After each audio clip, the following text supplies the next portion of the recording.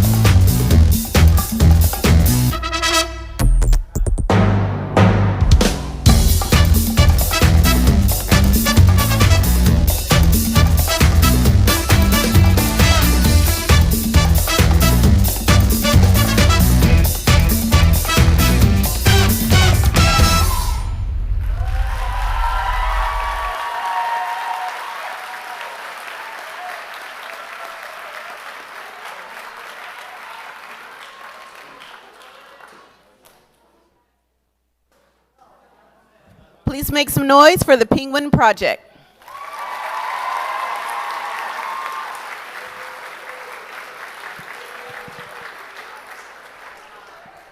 All right, if you could just give our Board of Trustees a moment to take their seats, we will continue with the show.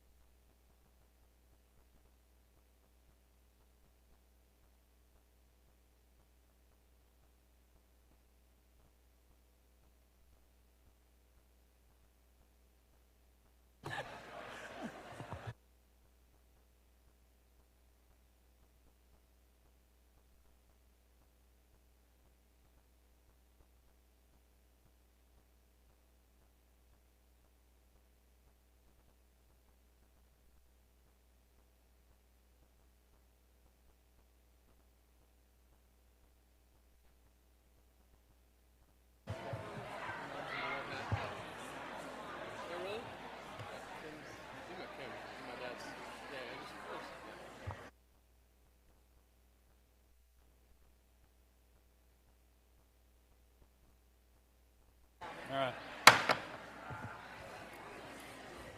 Good evening, everyone. Thank you for joining us this evening and for your interest in Belton ISD. I hope you enjoyed the Penguin performance this evening. Those kids really pull on your heartstrings, don't they? If you would, please give them a big round of applause.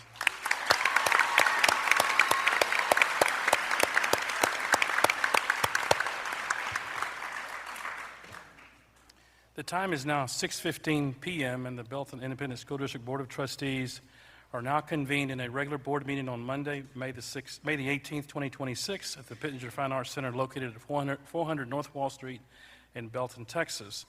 A quorum of board members is present. This meeting has been duly called and notice of the meeting has been posted in accordance with the Texas Open Meetings Act, Texas Government Code Chapter 551. I want to welcome the members of our audience and our live stream viewers to this meeting. As the Belton ISD Board of Trustees, we are here to set goals, listen to reports from the superintendent, approve budgets, contracts, personnel appointments, and make policy for the district. This is a meeting of the Board of Trustees held in public, not a public meeting. Prior to this meeting, board members received information related to items on tonight's agenda.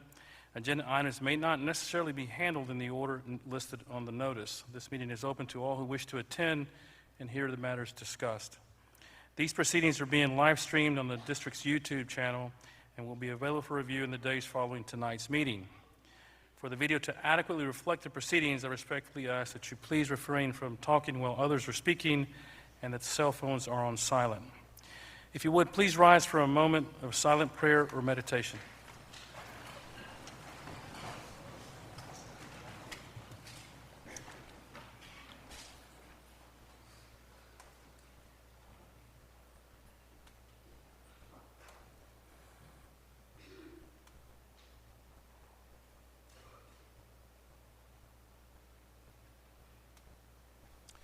Please remain standing as our students from Belton Early Childhood School lead us in the Pledge of Allegiance and honors to the Texas flag.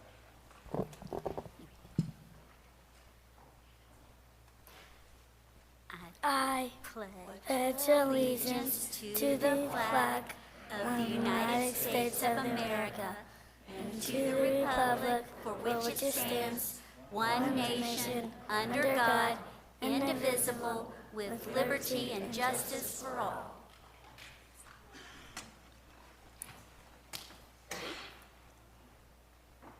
Honor the Texas flag.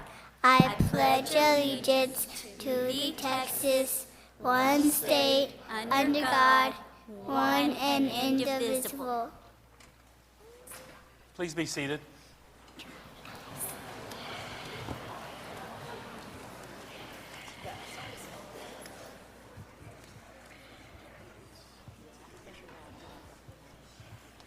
Thank you, kids. If you would, please give these kids a big round of applause.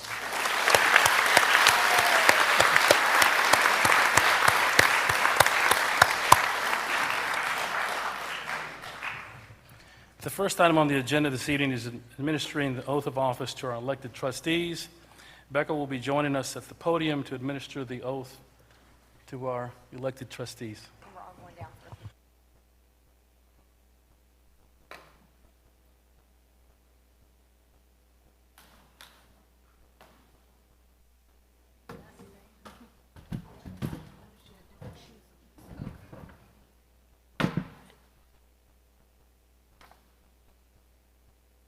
Mr. Bozon? First. Okay. If you'll raise your right hand and repeat after me. I do solemnly swear that I will faithfully execute the duties of the office of Belton ISD Board Trustee of the state of Texas, and will do to the best of my ability, preserve, protect, and defend the Constitution and laws of the United States and of this state. So help me God. Congratulations. All right, and with the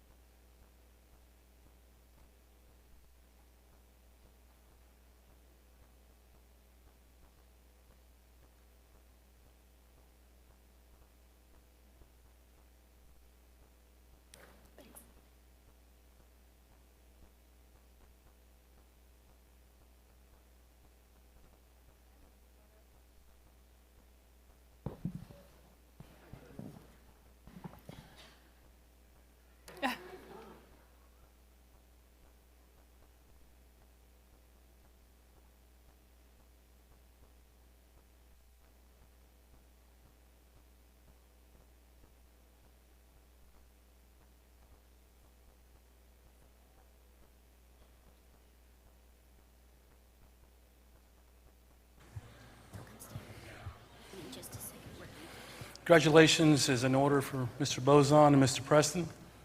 Let's give them a round of applause.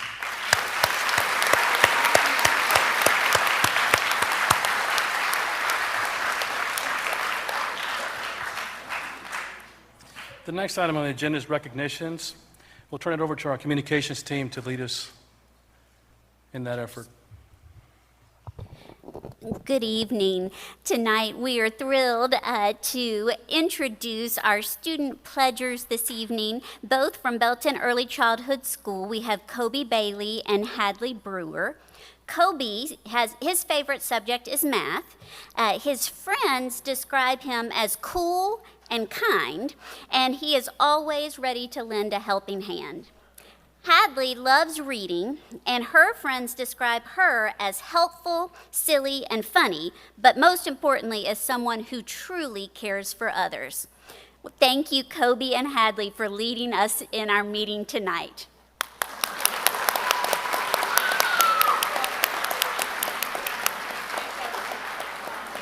Great job. Great job. Now we are going to have our student performers from our Showcase for Penguin project come forward. Please welcome them to the stage again.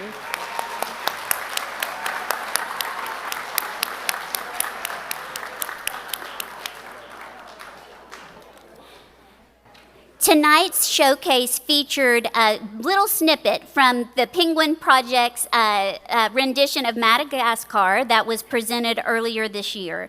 There were over 90 student performers in this year's production. Penguin Project provides students with special needs the opportunity to perform in a fully staged musical alongside peer mentors, building confidence and celebrating the unique talents of each and every student. Thank you for being here tonight with us, Penguin Project.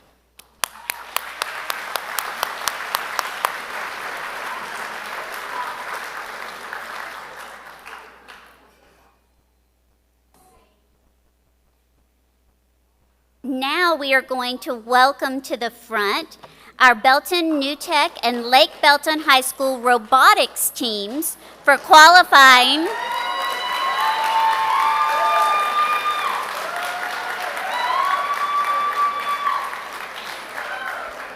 These student teams qualified for the VEX Robotics State Competition. The program in which students design, build, and program robots to tackle complex engineering challenges while strengthening their skills in coding, collaboration, and real-world problem solving.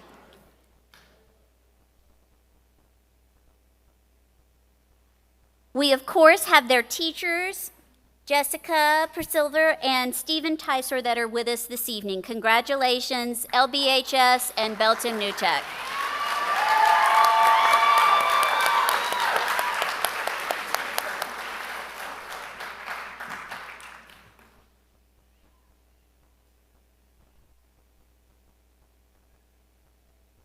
Okay, and New Tech stay as okay, so the group, you know who you are if you need to stay, and everyone else can go back to their seats.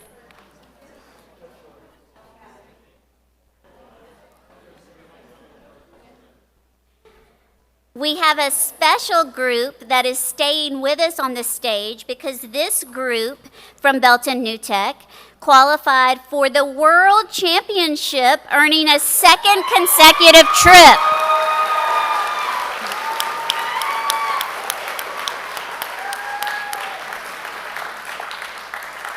This team recently competed in St. Louis against top teams from around the world, showcasing innovation, collaboration, and the power of student-driven learning. Congratulations to you and Mr. Tyser.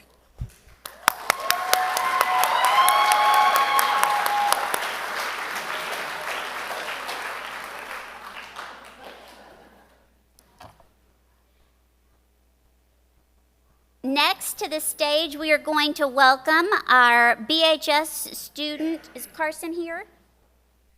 No, Carson's not here. We will skip Carson then. We are going to now welcome our academic all-state boys soccer qualifiers.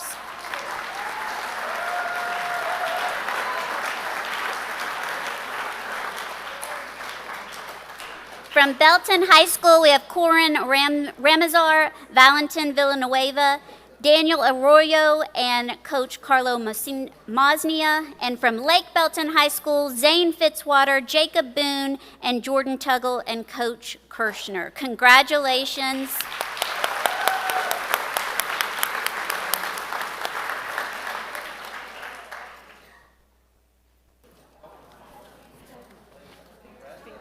Now we will recognize Academic All-State Swimming. Belton New Tech at Wascow, and Lake Belton High School, we have Coach Janie Ferguson, and Lake Belton High School students Christine Kim, David Stewart, and Elizabeth Simmeroth, and Coach Jordan Wiedemeyer from Belton New Tech, and students Leland Moore and Samantha McKenzie.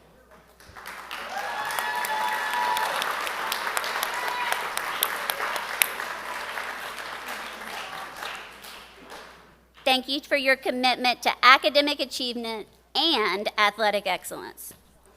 And now we will recognize our academic all-state tennis qualifiers.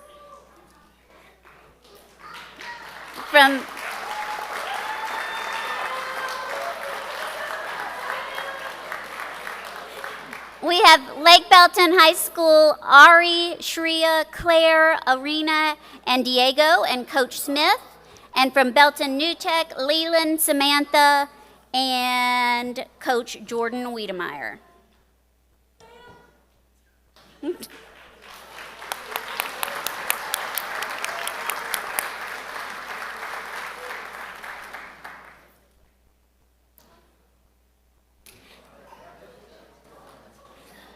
And now our UIL Orchestra, Solo, and Ensemble state qualifiers. We are proud to recognize Amelia Hatzel and Hannah Kim.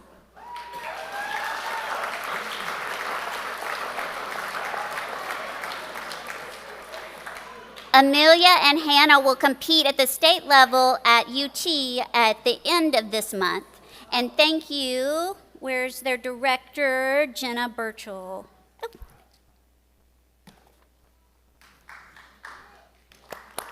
Congratulations. Congratulations. And now we will recognize our Texas Dance Educators Association All-State Performers.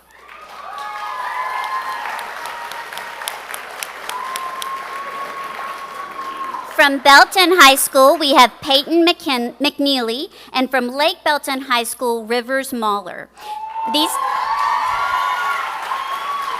These two young ladies are two of only 250 dancers statewide that were selected for this honor. They are under the direction of their coaches, Coach Hill, Coach Ortega, Coach Marsland, and Coach Bilasano. Thank you.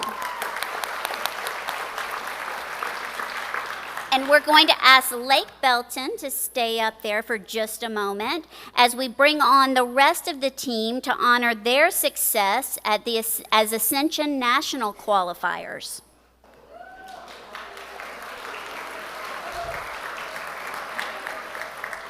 This team earned second place in the large team division and captured first place finishes in both kick and hip hop. Kennedy, where's Kennedy? Is Kennedy here? Kennedy actually got to compete as a soloist for 10th grade, and she earned first place in the 10th grade division as a soloist as well.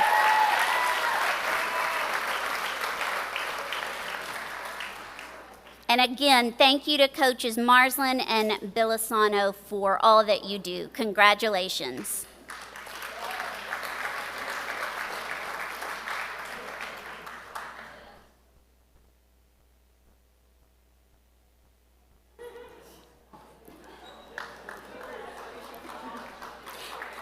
And as they exit, we will welcome Belton High School Magic Bells, who placed fourth.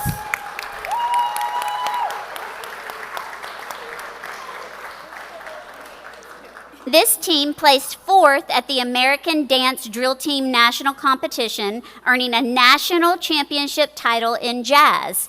They also earlier swept the HTE state contest, and they also competed at the Dance Team Union National Championship in Orlando, where they placed in the top 25 for Team Palm, an outstanding accomplishment for a very first year for them to enter that competition in that category.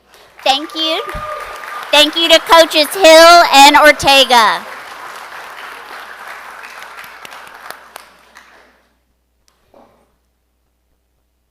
Color Guard, please come forward as they advance to the state level competition in the Texas Color Guard circuit.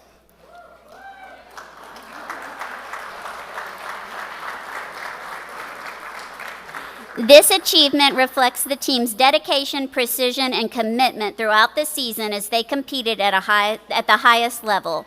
We also want to recognize their director, Brianna Merritt, for all that she has done. Congratulations.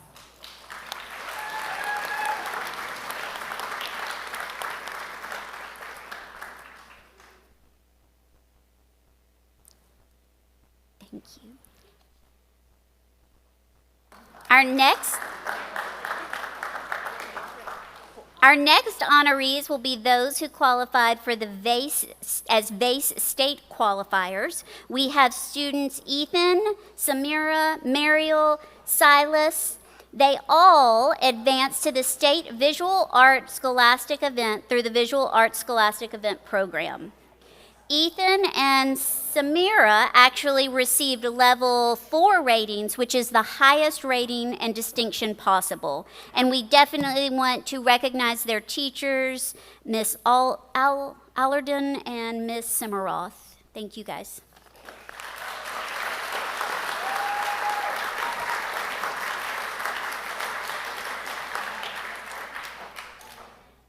And continuing with the regional arts, we have junior vase regional qualifiers. Our middle school artists earned top honors through this event. We have Caitlin Mitchell, a 7th grader. We have 8th graders, Thee Dale and Haley Young and Madeline Poulton. And Madison Saldana, are you here? Is Madeline here? We also want to thank all of their teachers, Mrs. Swanson Bryan, Miss Jackson, and Mr. Steger. Congratulations to our middle school students.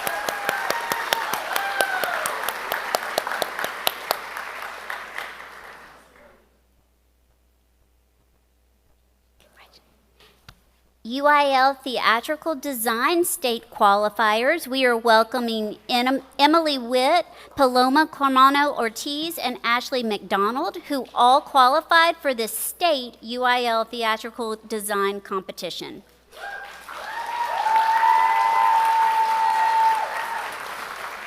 Paloma qualified in costume design, and Ashley qualified in marketing in the 5A contest, and Emily qualified in both costuming and marketing, and she placed 5th at the state competition in marketing. So congratulations to you guys, and thank you to teachers, Ms. Phillips and Ms. Cozart. Congratulations.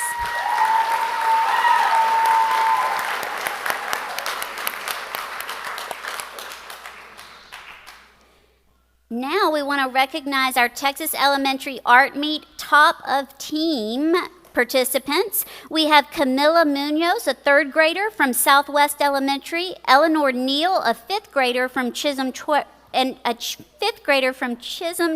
Elementary. We are congratulating these students for earning the top team's honors at the Texas Elementary Art Meet. They are supported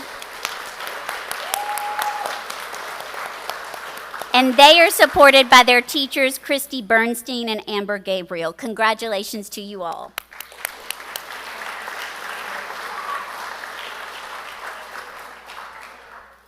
And congratulations to Leon Heights Elementary students Carolina Cook and Abby Erskine for earning a place in the Texas Choral Directors Association Elementary Honor Choir.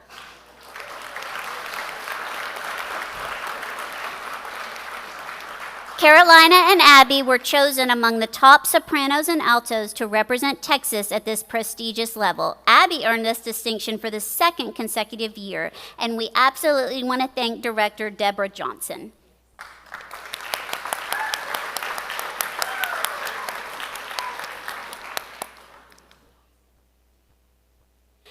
And now we are excited to recognize the students who serve on the Superintendent's Student Advisory Council representing all 3 Belton ISD high schools.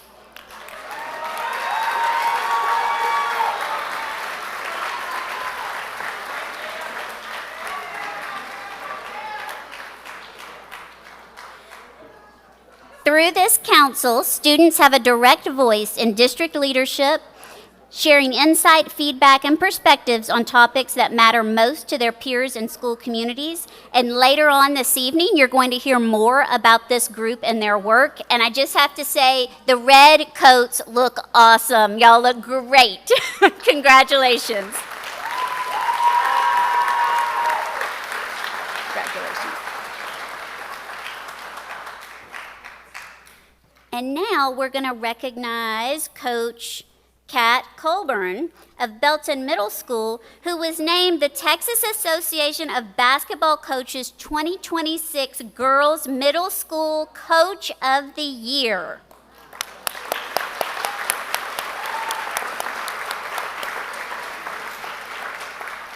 In just 2 years with Belton ISD, Coach Colburn has made a meaningful impact on her student athletes, building a strong program rooted in discipline, teamwork, and growth. And we are so excited to honor you with this honor and look forward to years to come. Congratulations.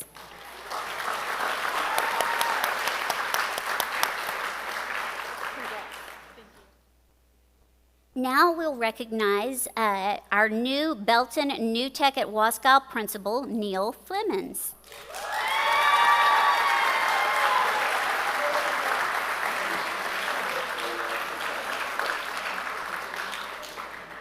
Neil brings nearly a decade of experience in education, having served as a classroom teacher, assistant principal, and interim principal, and now we are excited to welcome him into the role as principal of Belton New Tech. Congratulations.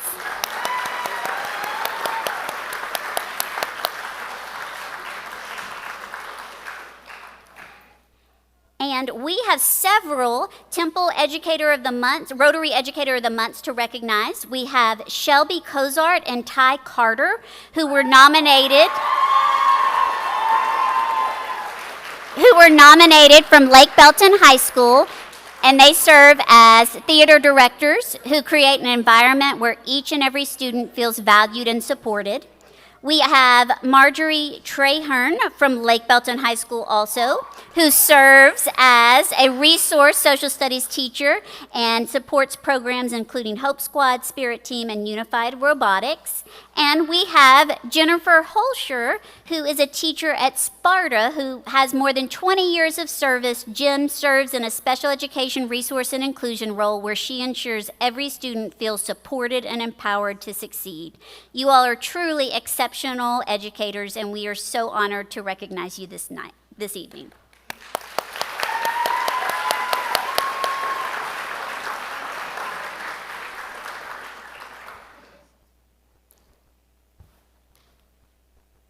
And our Belton Rotary Educator of the Quarter is Rebecca Tome from Burrell Elementary.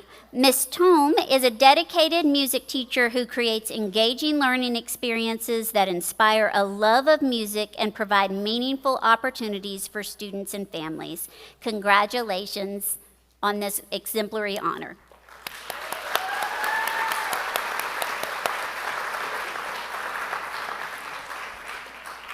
And I now will welcome our Human Resources Department to the front as our department showcase for the month. This Belton ISD Human Resources team supports more than 2,000 employees and hundreds of substitutes across the district.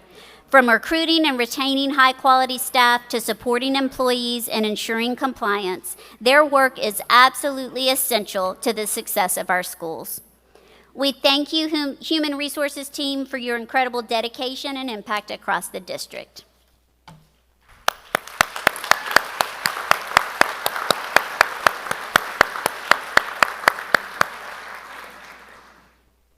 And lastly, we will welcome Ryan Flores.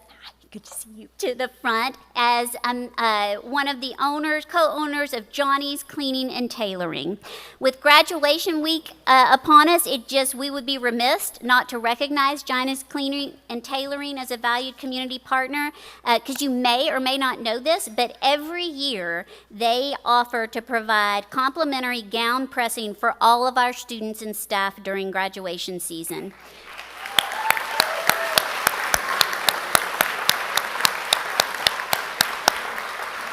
We are grateful for their continued partnership.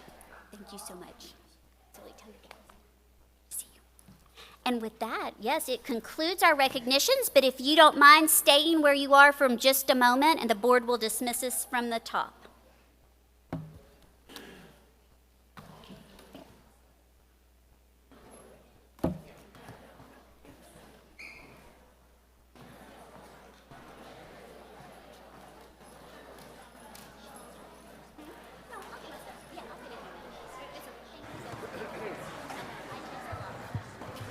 Okay, tonight has been really an exciting way to start a board meeting. We have so many students competing beyond district. They've made it to state, they've made it to nationals.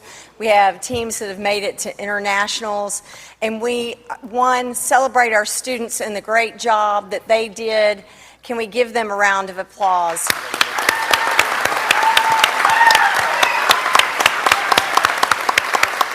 And our Penguin Project performers, they were outstanding. If you didn't get to see Madagascar Junior, you missed it. Please make sure you come next year. I don't know what it is yet. I don't think it's been revealed, but we'll let y'all know once. They don't tell me these things because they know I'll say it out here. They hide it from me.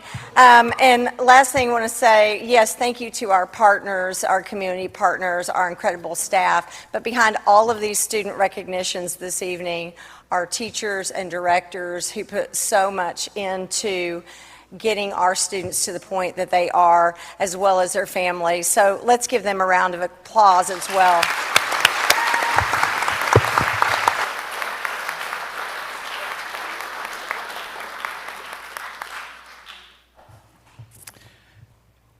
All right, well, that takes us to the point where you guys can stay for the rest of the meeting, or you can make an exit.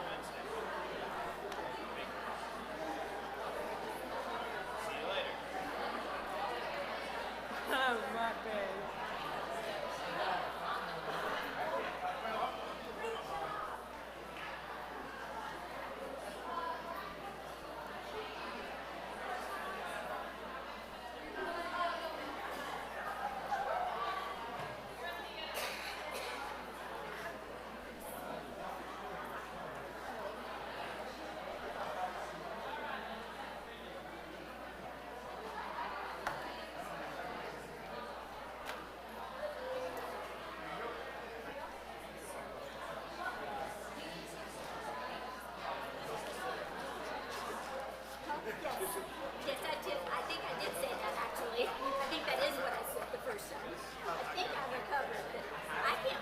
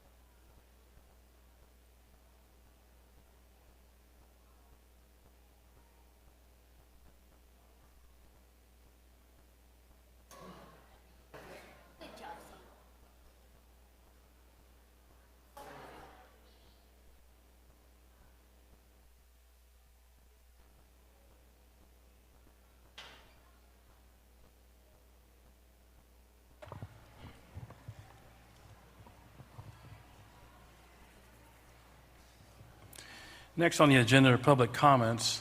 Becca, do we have anyone? No? All right. There being no public comments, that takes us to item 5 on the agenda. Reports. Dr. Golan? Yes, so I'm super excited to introduce to y'all this evening a report on our Superintendent Student Advisory Council. These individuals have certainly impacted me, have taught me a lot this year. They are incredible. These are individuals that applied to be a part of the Superintendent Student Advisory Council. We had lots of applications. These are the students whose applications rose to the top. I will tell you what they all have in common is that they didn't get on this committee for a particular issue. They got on the committee to have a voice in helping make things better for students in our schools. And that's really what this council is about. It's about hearing their voice, identifying key areas they want to focus on improving, and then getting their ideas for solutions. So you're in for a treat. While Gabby is standing here, she's going to kick us off. You're going to hear from some of our students this evening as well. So I, too, am very excited to even just be in the presence of these student leaders that we're thrilled for you to meet. Just to extend what Melinda said is, Dr. Golden said, is just to provide a platform for voice and for us to collaborate with our student leaders to make us stronger as a system.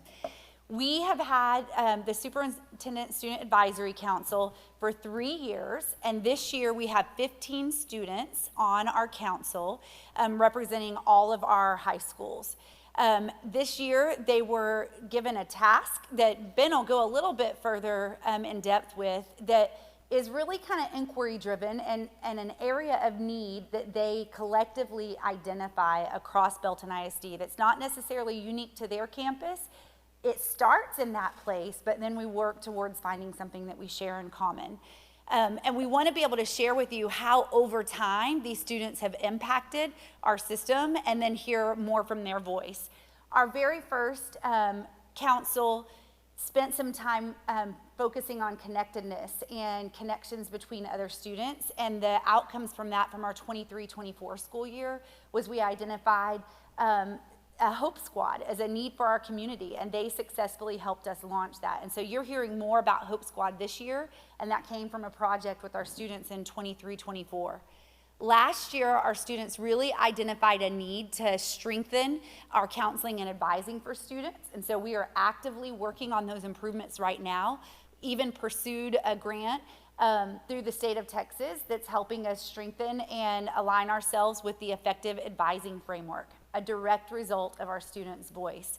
And this year, our students in this 25-26 school year really wanted to focus on life after high school learning and putting some experiences with adulting in our school district as a system. And then they've also helped us develop the student leader profile in alignment with our district leadership definition and profile. And so we just are super excited about the impact they're making, and you can already see some impact of the first two and want you to hear their voices as we talk about what's happening this year. So I'm going to invite two students up to join me at the podium. And this isn't going to be an interview. I'm going to really hand it over to them, and they each have a different question. And we're going to get started, and I'm going to allow you to introduce yourself from your voice with why did you want to be on the Superintendent Student Advisory Council? Well, good evening, ladies and gentlemen. My name is Evie Morrow, and I'm from Belton High School. One of the main reasons I wanted to be on the Superintendent Student Advisory Council was because I wanted to be a voice for my peers, not just at my high school, but specifically in our fine arts departments. I am very active in both theater and orchestra, and so I wanted to just be there to make sure that they were getting seen as well, and all the other fine arts departments we have at BHS.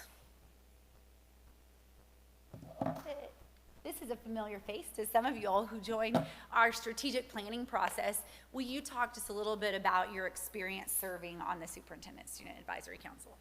Hello, ladies and gentlemen. My name is Caleb Fagbone. I am a senior at Lake Belton High School, and my experience on this team has been some of the greatest moments of my life. To be honest, I have never been in a team so cooperative and so in tune with a goal that it gives me hope for the future. Dr. Golden and her team have done such an amazing job taking so many different students from all three high schools and putting them together in ways to collaborate into one specific goal. And even though we're from 3 different schools and we have some different rivalries here and there, I just love the fact that we can all come together and, you know, just chat, talk about the things that's going on in our schools, talk about the problems that we see, talk about things that we think could be improved on, and even just generally hang out sometimes. This, like I said, has been some of the greatest years of my life. And now that I look at it, I'm gonna miss this for a long time. And again, thank you, Dr. Golden, because without you, I don't think I would have had the greatest moments of my life, and I will forever remember this. And thank you so much. I have to add, so yes, I can't say we finished our strategic planning work because we're deep in the middle of it. But our committee that we formed, y'all agreed for the commissioning of that committee. Caleb is one of our students that came to all of the meetings, and what really stood out is not only did he show up for the meeting, but he used his voice. He didn't hold back. He was able to weigh in on the different questions when we did the SWOT analysis, and I think people really valued hearing the voice of one of our students, and so thank you, Caleb, for participating in that as well. Awesome. So I'm going to take us back. Gabby showed the focus for this year, which was life after high school. So we're going to spend a few minutes kind of talking about the process of how we got there.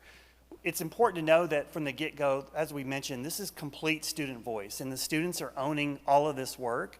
And so before we can even land on what is it that we want to work on, it's important for them to spend some time reflecting on what are the issues that they're facing at each of their 3 high schools, and what are those challenges that we could have the most profound impact to have influence, positive impact, not just this year, but moving forward. And so the process starts with the first time we come together, it's always a brainstorming activity. So they get the opportunity to think independently and reflect on what are those issues. And then we have them come together and they consolidate their thinking and they look for themes. And then from those themes, they really start tightening. These are some really, really important areas that we can all agree upon. And once we narrow those down, then finally they get to vote. And so once we finish that voting process is when we decide on this is the area that we want to focus on this year. And so this year it was life after high school. And so there were some discussions about what that means and what the main focus areas are. And you can see that the primary emphasis for this group was financial literacy, which really made us happy because we know that students that are really thoughtful and planning for how they're spending money, how they're being prepared for not just after college, but immediately. How are they budgeting for their food or their gas as college students, or even going into the workforce?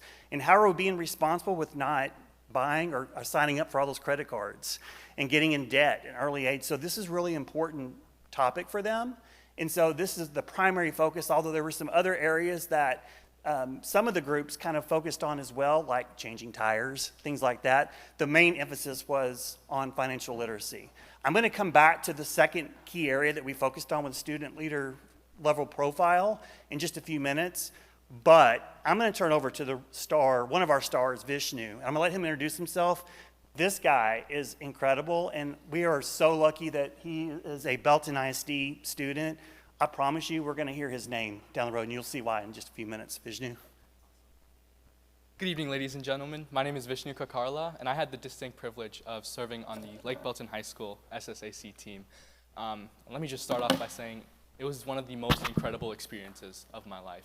You know, the team was all in, and it's very rare to come across a team where everyone's interested, they have the total buy-in, but you know, whether it was showing up for Zoom calls late at night for extra practices or coordinating extra run-throughs with our principal, Mrs. Steele, this team did it all.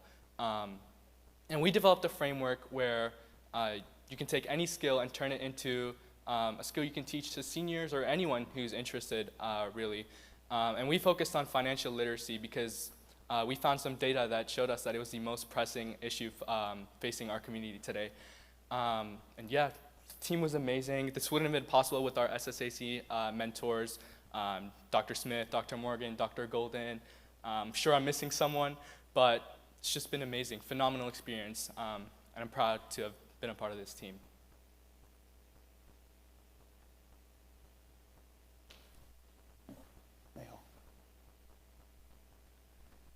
So one of the things that was super important is as we were working with this group is to also really help us define what does student leadership mean.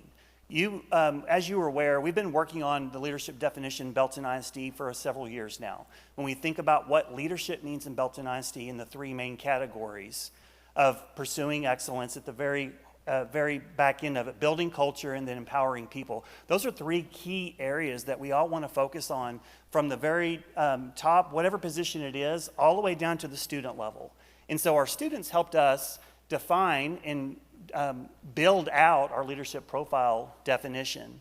And it's really closely anchored into the profile that you have seen that we've shared with you guys with the principal, the assistant principal, and soon to be the executive level profiles. One key area that I want to focus on is if you look on the very bottom of Pursue Excellence, the competency of managed change was a key competency that we really worked on through this whole process, because as we challenged our teams, as they're working through the process of designing life after high school, it was super important that they really grounded themselves in research first. Because we can have great ideas, but what does the research say about the ideas that you're wanting to do? And they did a wonderful job of that. And then leading through change. How are we creating demand? How are we creating a picture of success? What is a specific plan that you're going to map out, roadmap for your school? And then finally, what's every person's part? And so they did a really good job of following a protocol to design that. And so there was a lot of conversations about this leadership profile and what it means, not just for this group, but for all students. So Mehul is going to introduce himself, and he's going to talk about the impact of this leadership profile long-term for Belton ISD. Good evening, board members. My name is Mehul Bansal. I am part of Lake Belton High School as a sophomore. And the impact that student leader profiles may have on campuses is that it allows students not only to grow as leaders, but it allows students' voice to be put out there. So whenever students are leaders, they have to consider a multitude of things. Number one, being able to put students' voices out there. They have to be able to listen to their peers, come up with problems that campuses may be having, as well as be able to have a unique idea of what to bring to campuses. And next, they also have to be able to collaborate with their peers. SSAC has taught me to collaborate, and it has allowed me to be able to grow my voice because of the amazing individuals within it. And so the impact that this can have is that it allows the leader to grow by being able to collaborate and being able to take those skills and put it into other places in their field.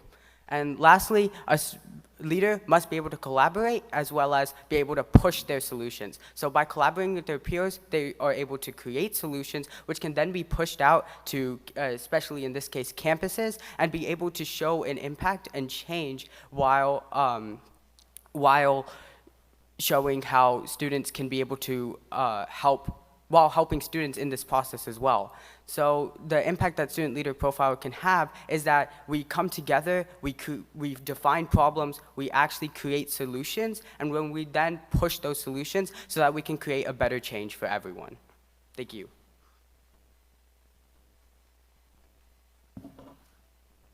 Okay, so that is our presentation. So we're going to open it up for any discussion or comments or questions that y'all might have. Gosh, what do you say to all that? Just impressive. You talk about competencies that they're alive and well. You see it in all these kids. Dr. Golden, thank you for leading that. Obviously, these kids have been impressed by you as well, and your impact on them. So that's nice. Well, they've impacted me way more than I've impacted them. I can assure you of that. What I will share with you, the student leadership profile, our vision for that is, we have students that rise to leadership roles in all of our clubs and organizations. We think about our student council, all of those different areas. We want this definition to not just live within the Superintendent Student Advisory Council, but it becomes a framework as club sponsors and organizers think about and look for leaders that they want leading our different clubs and organizations.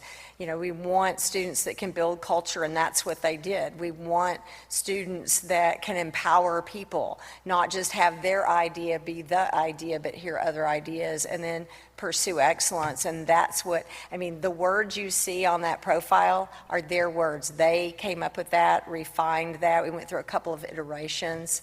And then final thing I'll share that you didn't get to see, and I'm super sad, but I think we put it out on LinkedIn and social media, is, and Vishnu, I thought you were going to maybe demo that, but his platform, the platform the team came up with on financial literacy, they gamified the process of growing financial literacy skills. And you ultimately can end up with badges on LinkedIn. I mean, it really incentivized doing it. Now, they promised me that the data behind the scenes cannot be seen by others because I might have tested it out and I was a little embarrassed that my first score was not great. And they swear not to tell anybody what that score was. But they have, I mean, not only taken the passion of how do we build financial literacy, but did it in a way where they felt like their peers would pay attention to it. I know Belton High School had an event recently where seniors could sign up as a result of their work, have industry experts come in and give them information around adulting and how they define that. And so each of the high schools really took this project and implemented it on their campus. Impressive. Anyone else? Anyone else? I'll go. First of all, thank you for being here with only a day and a half left of school, and you're here at a board meeting. So, I mean, we're already impressed, but the fact that you're here tonight and looking so amazing, it's just really impressive. I feel almost speechless, but one thing I think that stood out as just hearing you guys talk is, seems like you built friendships and the teamwork. I loved watching as every one of you got up here. The rest of you were smiling and nodding, and you were just in tune to your colleagues or your peers, if you will. And so I'm sure that you're going to walk away with some lifelong friendships. But a question I have, it could go to any or all of you, but as looking ahead, because it seems like so much good work is coming out of this, what advice would you have to maybe a student coming up that may be considering this? What would you say to them that maybe they're on the fence or they're, what is this group? Or just what would you say to somebody for next year who may be interested in something like this? I would definitely let them know that make sure that they communicate with the team members from their schools. That was a big roadblock we had to get around, but just finding ways to communicate with their team and not being afraid to share, advocate for their organizations they're a part of at school and stuff like that, so we can make sure that these things that we're doing benefits all students and all things they love to do.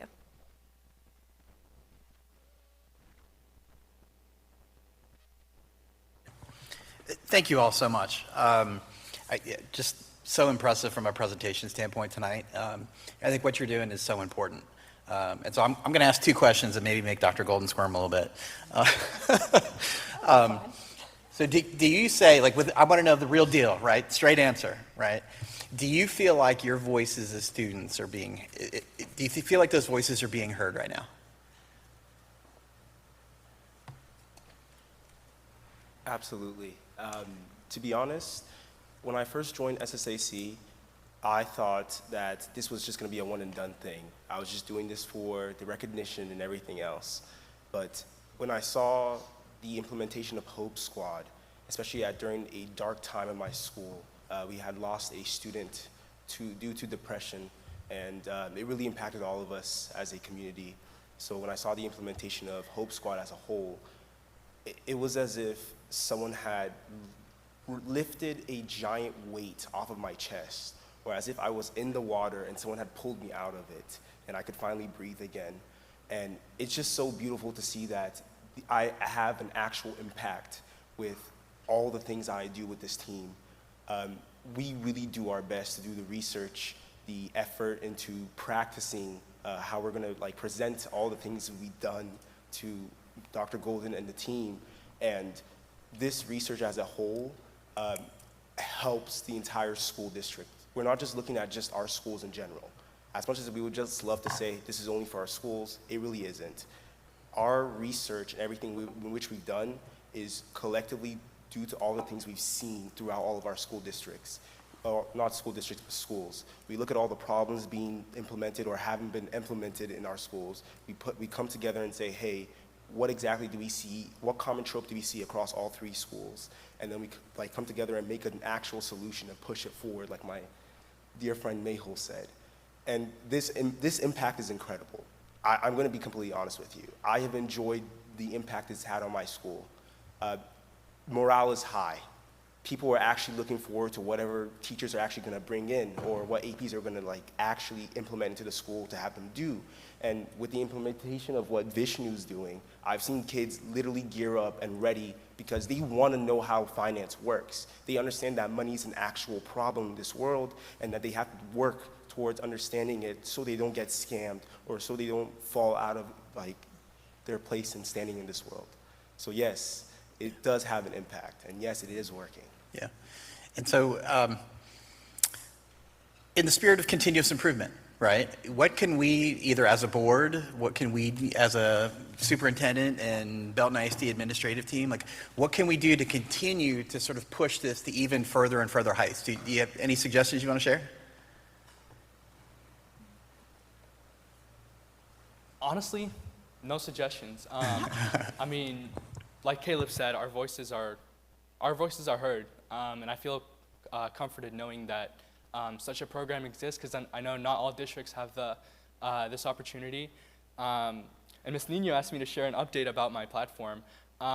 We are on track to be TEKS aligned by August of this year, and we've just been listed on the Jumpstart Clearinghouse, which is a directory of vetted personal finance resources. And it's just wonderful to see that the impact we've created together as a team is being recognized beyond this district, and it's actually helping students everywhere. Yeah. Yep. Thank you. Okay, I think Epperson, were you coming up? You want to jump up if you've got a suggestion for improvement? Okay. She moved. I thought she was headed up here.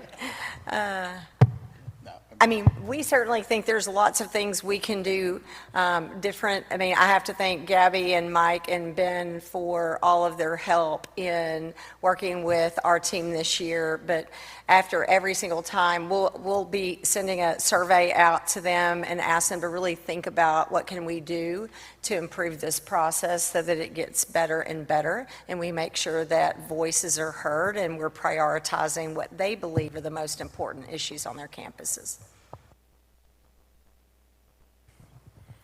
Thank you, students. Impressive, that's all I can say. Good job, y'all.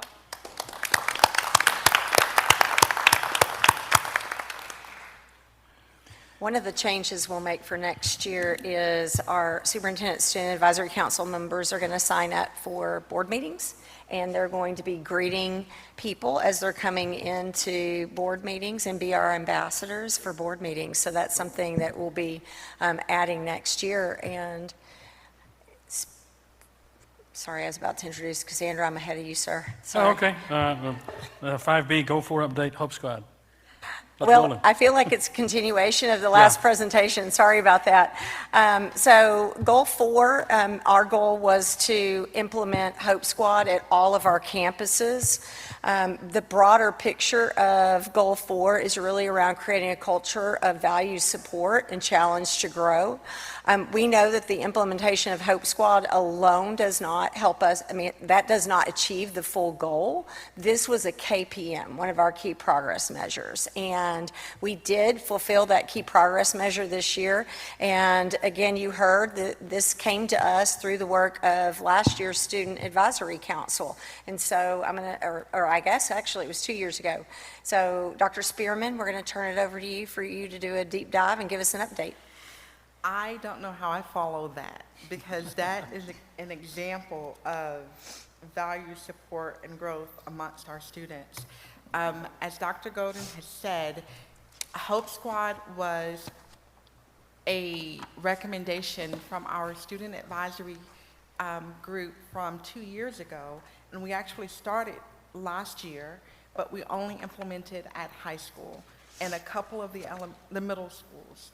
But after we saw what it did for Lake Belton High School, there was a desire to expand it throughout the district. And so we did that this school year. This was implementation year 1, phase 1. And so we focused really heavily on identifying advisors at each campus, getting those advisors trained, also identifying students, and students are nominated by their peers. And then if they accept the nomination, training, having a meeting with the parent and the students, and then getting them trained, and then them working with their sponsors to implement. As a part of our KPM, we developed an implementation timeline for phase 1, and as Dr. Golden has said, we've met all of the things that we said we would do this year for phase 1, and we're gearing up for year 2, phase 2. So I kind of want to share with you some of the successes throughout the school year. At elementary, the focus is on kindness. And so if you visited our elementary schools, you may have seen posters and signage and things around kindness, such as the picture you see here from Tarver Elementary that says "Hope starts with us."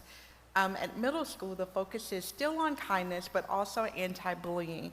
And so several of our middle schools have engaged in activities that would address or create a culture that is no bullying zones. And then at high school, we promote connection. And it's a little bit different at high school because we actually have a course that's led by a teacher. Whereas at elementary and middle, it's led by the counselors. So the sponsors are primarily counselors at those levels, and then a teacher at the high school level. So I want to highlight some of the activities that have taken place.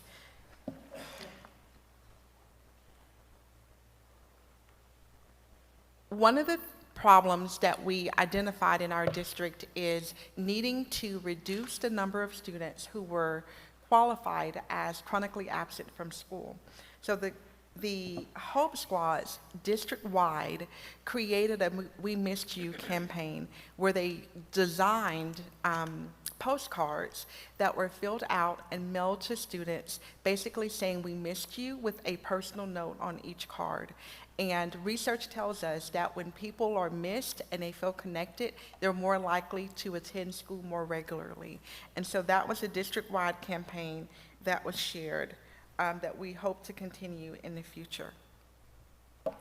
On this next slide, one of our milestones was to celebrate campuses and the work that they've done around Hope Squad. So I want to highlight just a few. High Point Elementary was recognized for their self-care bingo card. And so in addition to kindness, they also provided direct support or encouragement to engage in self-care activities as a way of being kind to yourself and then being kind to others. We also celebrated Hubbard Branch. The picture here is of their gratitude graffiti, but Hubbard Branch created a writing booth where parents who attended math night could write letters of affirmation to their students who were gearing up to take the STAR. And so before they took STAR, students were able to read letters of affirmation written to them by their parents. The picture on the bottom left is of New Tech, Delta, and Bex. They work together to support Hope Squad, and this is an activity of them in the Bex cafeteria designing affirmation posters that could be hung up around their schools. And then last but not least, the last picture on the right is a picture of Pirtle Elementary. Let me make sure I say that right. Sparta Elementary, and they collected board games for Family Promise. They received information that that was a need, and so they made that a priority, collected the board games, and delivered them to Family Promise. Lake Belton High School had a program called Grow Through What You Go Through, which was a campaign that was designed, and they collaborated with the art department to create a wall and a mural to help students with that. And let's see, Lake Belton Middle School created a teacher affirmation process. And so we feel really good about where we are in year one, phase one, for district-wide implementation of Hope Squad. And we are working this summer to design what phase two will look like for next school year. All right, within Goal 4, there are other strategies as well, and Gabby's going to come forward and talk to you about part of the strategy of implementing Capturing Kids' Hearts to help build a positive culture on our campuses. So this is somewhat of an update. Last spring, you all gave consent for some of our campuses to initiate the process of becoming a Capturing Kids' Hearts campus. And Capturing Kids' Hearts is all about transforming the culture and community on your campus through connections between students and staff. At this time last year, these campuses, Bex, Leon Heights, Hubbard Branch, Southwest, Chisholm Trail, Lakewood, and Charter Oak, were engaging in this process. It was a continuation for Lakewood Elementary, but we were just getting started on those other campuses. And so this is an opportunity for us to celebrate some excellence just in this quick time of how things have improved related to culture and connection on those campuses. We have one national showcase school, and I'm going to tell you about how they earned that in a bit. But Lakewood was recognized this year again for creating an exceptional implementation of the transformative practices as a part of the Flippin' Group or Capturing Kids' Hearts. We have 5 campuses that are nationally recognized as Rising Star campuses, and those are listed for their initial implementation that shows positive practices and growth in connecting and safe learning environments. At the bottom, the print is a bit small, so I'm just going to speak to you about it, but there's 4 really categories that to be what's called an excelling campus, which is a framework for implementation. There would be positive improvements in culture, in achievement, in behavior, and in staff retention on those campuses. Excel campuses have classroom environments that are safe for all students. Students are empowered with jobs and responsibilities to create a sense of collaboration between them and their teachers in teaching and learning. Staff members feel like a part of a team, and they are seen, heard, and valued, and the campus culture includes regular opportunities for affirmation, feedback, and growth. So I read those to you. Each one of those objectives on Capturing Kids' Hearts campuses have a 5-point rubric that they are evaluated against and observed throughout the year by national consultants that visit campuses all over the campus and all over the country.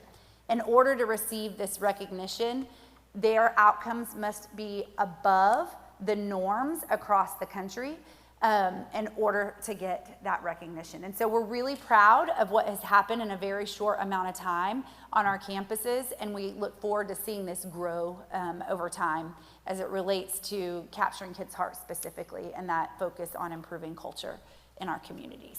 So with that said, either Cassandra or I will answer any questions about both the implementation of Capturing Kids' Hearts and our Hope Squad initiative. Any questions from the board? Comments? Chris? This work is really important, right? When we implemented Hope Squad a couple years ago, I'm going to admit, I wasn't entirely sure where it was going to go, right? It was a great idea. We had a very, specific focus sort of on the, what we wanted to do in the first year, but I wasn't quite sure where it was going to go. But I got to tell you, 3 years in, what's been going on, I think is really making a difference on the schools. And you can see it when you walk through the schools. You can see it in the campus displays, right, that are there. I just saw the recent mural at Lake Belton High School, right, and sort of the wall that they have there. And the work is important because if we're going to look for academic outcomes, right, kids have to feel safe, secure, valued in the school, those needs have to be met first, right, before we can really talk about excelling from an educational standpoint, right? And so this is really setting the foundation, I think, for us to be able to excel and accelerate that acceleration, right? Like really kind of push forward. And so thank you for everything that you're doing. I know the students that are involved in all these campuses aren't here, but, a massive thank you to them. I do think, continuing to push forward is and key, like I said, in setting that foundation for where we need to go academically. So, anyone else? Could you put that slide back up that had the rising stars?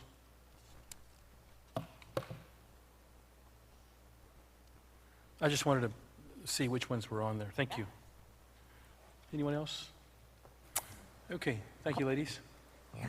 I just want to say thank you to them as well. And just say, again, the Hope Squad was a key progress measure. We know our work is far from done in this area and this goal. I know we're moving forward with our strategic plan, and embedded in that is still work to do around the culture within each and every school. And so, for me, these programs are in their infancy. We are just scratching the surface on the potential of these programs, and these are just additional solutions on top of all of the other things that we put into schools to try to keep students emotionally safe. Hope Squad is not the answer. It's not the silver bullet that's going to fix all issues, but it is student-owned, student-led, and it's getting students to be a part of the culture. It doesn't just happen without them. Teachers can't just do the culture work. Students have to do it alongside them and with leaders. And so just incredibly proud that this is just the beginning, and look forward to bringing you many more Rising Star campuses and capturing kids' heart, many more national showcases, and a lot of great updates on Hope Squad activity. Thank you all. All right, moving further on the agenda, item 5C, virtual school pilot report. Dr. Golan? Yes, I feel like tonight there's this thread of strategic planning happening. As you know, we conducted a SWOT analysis with not only our strategic plan steering committee, but also with various committees and parent groups across the district. And one of the opportunities, and even with you as a board, this idea around, if you think about strengths, weaknesses, opportunities, and threats. Opportunities, that is where we heard comments around innovation. If you remember, we spent some time with you as a board. What does that mean to innovate? We asked our steering committee, what does it mean to innovate? What are the priorities that you're really looking for? And out of those priorities grew one of the strategic objectives that y'all have approved, and it is around identifying instructional delivery models, hybrid models. What are some different ways in which we can ensure we're meeting the needs of students? And so a lot of work has gone into getting us here today, where we're going to present to you the pilot that we are going to launch in the fall, and Shad's going to kick us off and go into the details. He may have some others jump in and help him through this presentation as well. Yes. Thank you, Shad. I'm very excited to share this report with you tonight, but I want to start out by saying we wouldn't be here tonight without all the hard work from several of our teammates. From instructional technology and the countless hours they put into all of the cabinet members and a lot of their team members and all the work behind the scenes that got us to this point. But I want to start with the why. We all know about the trend in recent years of number of students leaving public education for more flexible options. So that brought us to the SWOT analysis, and it brings us to priority one, the students, ensuring exceptional learning experiences that bring our journey of a graduate to life for each and every student. And it brings us down to performance objective 1.4, to provide students with innovative and flexible learning options that balance digital integration with hands-on real-world experiences. And then even down to key strategy 1.4.1 to talk about the flexible instructional models. So that's kind of the why behind what we're talking about tonight. So what we did after the SWOT analysis and after meeting with those community members, we sent out a survey to gauge and get, what would the options be? How many people might be interested in this? And we sent out the survey to all of our parents, 8th grade through 11th grade. And that survey went out, we got back 385 responses. And of that, we got back 170 high intent responses. 49 of those said they would be interested right away, no more information needed. And 121 more said likely, but they wanted some more information. And then when you look at that and you see why, the drivers behind that, they wanted a quiet, focused environment. They wanted flexible options. They wanted academic acceleration. They wanted health or medical reasons. Those are the reasons why they said they would be interested in those models. So looking at that more, we also follow that up with, if we were to offer a virtual option, would you want to tie to your home campus, and why? What would you be interested in? Would you be interested in UIL or athletics? Of the likely, 69% said they would be likely to stay at their home campus and participate in some sort of UIL activity, whether it be athletics, fine arts, CTE. 80% of the very likely said 69%, but of the likely, 80% of those said they wanted to stay tied to their home campus. I believe for us, that gives us an advantage over all the other virtual options out there, because they don't get that. With us, they could do some sort of hybrid. They could do, so many classes in person and then come back and then go, or at home and then come back and participate in UIL or fine arts or CTE. So here's our timeline. Right now, this week, we're doing interviews with curriculum options. Tonight, after the board meeting, there's going to be email go out to all of those parents, letting them have all of this information that we've got going. We have parent information sessions this week. On Wednesday at 12 o'clock and at 6 o'clock, and then again on Friday, we're going to offer that same parent information session in Spanish. And then next week, we're going to offer a session at noon and then at 6, the 6 p.m. being in Spanish. Communications done a really good job of building a website that has all of this information on it, with also links to the parent information sessions. And then on June 3rd, the application closes. It also opens tomorrow. But on June 3rd, that application will close. And then on June, I believe it's 17th, I can't see it. I believe it's 17th. It's either the 17th or 13th. What was it? 17th, right. On 17th, it'll close, and then they'll be notified whether or not they've been accepted into that program. I'm going to bring Gabby up now to talk a little bit about the curriculum and what we're looking for out of that. So as Shad just mentioned, we are doing interviews with some curriculum partners, and we have been in process meeting some partners or vendors over time, but we're doing some final interviews with them as a committee tomorrow. And our goal is to connect with a partner who has experience and extensive experience in providing learning in a virtual environment over time that we can partner with to launch this pilot in our community. And so that starts for us tomorrow, or ends tomorrow, the interview process tomorrow with different vendors. We have a shared baseline across the vendors that are helping us to just establish a high quality baseline that we would consider, and then there would be anything added on top of that that would just make it even stronger. But all of them have to be 100% TEKS aligned in the product and platform that they offer in partnership, and also have to provide Texas certified teachers with the partnership that we would enter with them. We are asking that any potential partners coming to the table to be considered have a comprehensive catalog that aligns with our course catalog, so that we can have parallel experiences to the students who are coming to brick and mortar experience in our school district. And so we'll be looking at their comprehensive offerings, including both core, advanced placement, dual credit, honors, and CTE experiences within their course catalog. And whoever we work with must be fully accredited in order for us to move forward in a partnership with them. So those are just baseline areas for us in considering a partner. There are some, I want to highlight for you all what the potential impact for us is financially. The pricing with any partner is highly variable based on how a student engages. As we're entering partnerships, we've really been looking at this notion of turnkey. And when I mentioned the 100% alignment with certified teachers and aligned to our course catalog, that they would be able to launch this pilot alongside us very quickly. But there's a range of access that a student might have as you hear about offerings across the state, or as some of these programs are rolling out.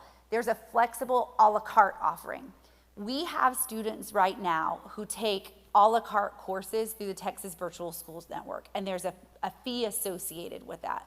So this just shows you an example of what an a la carte course may cost, all the way to the other end where a student might be fully virtual and engaging in all of their coursework virtually.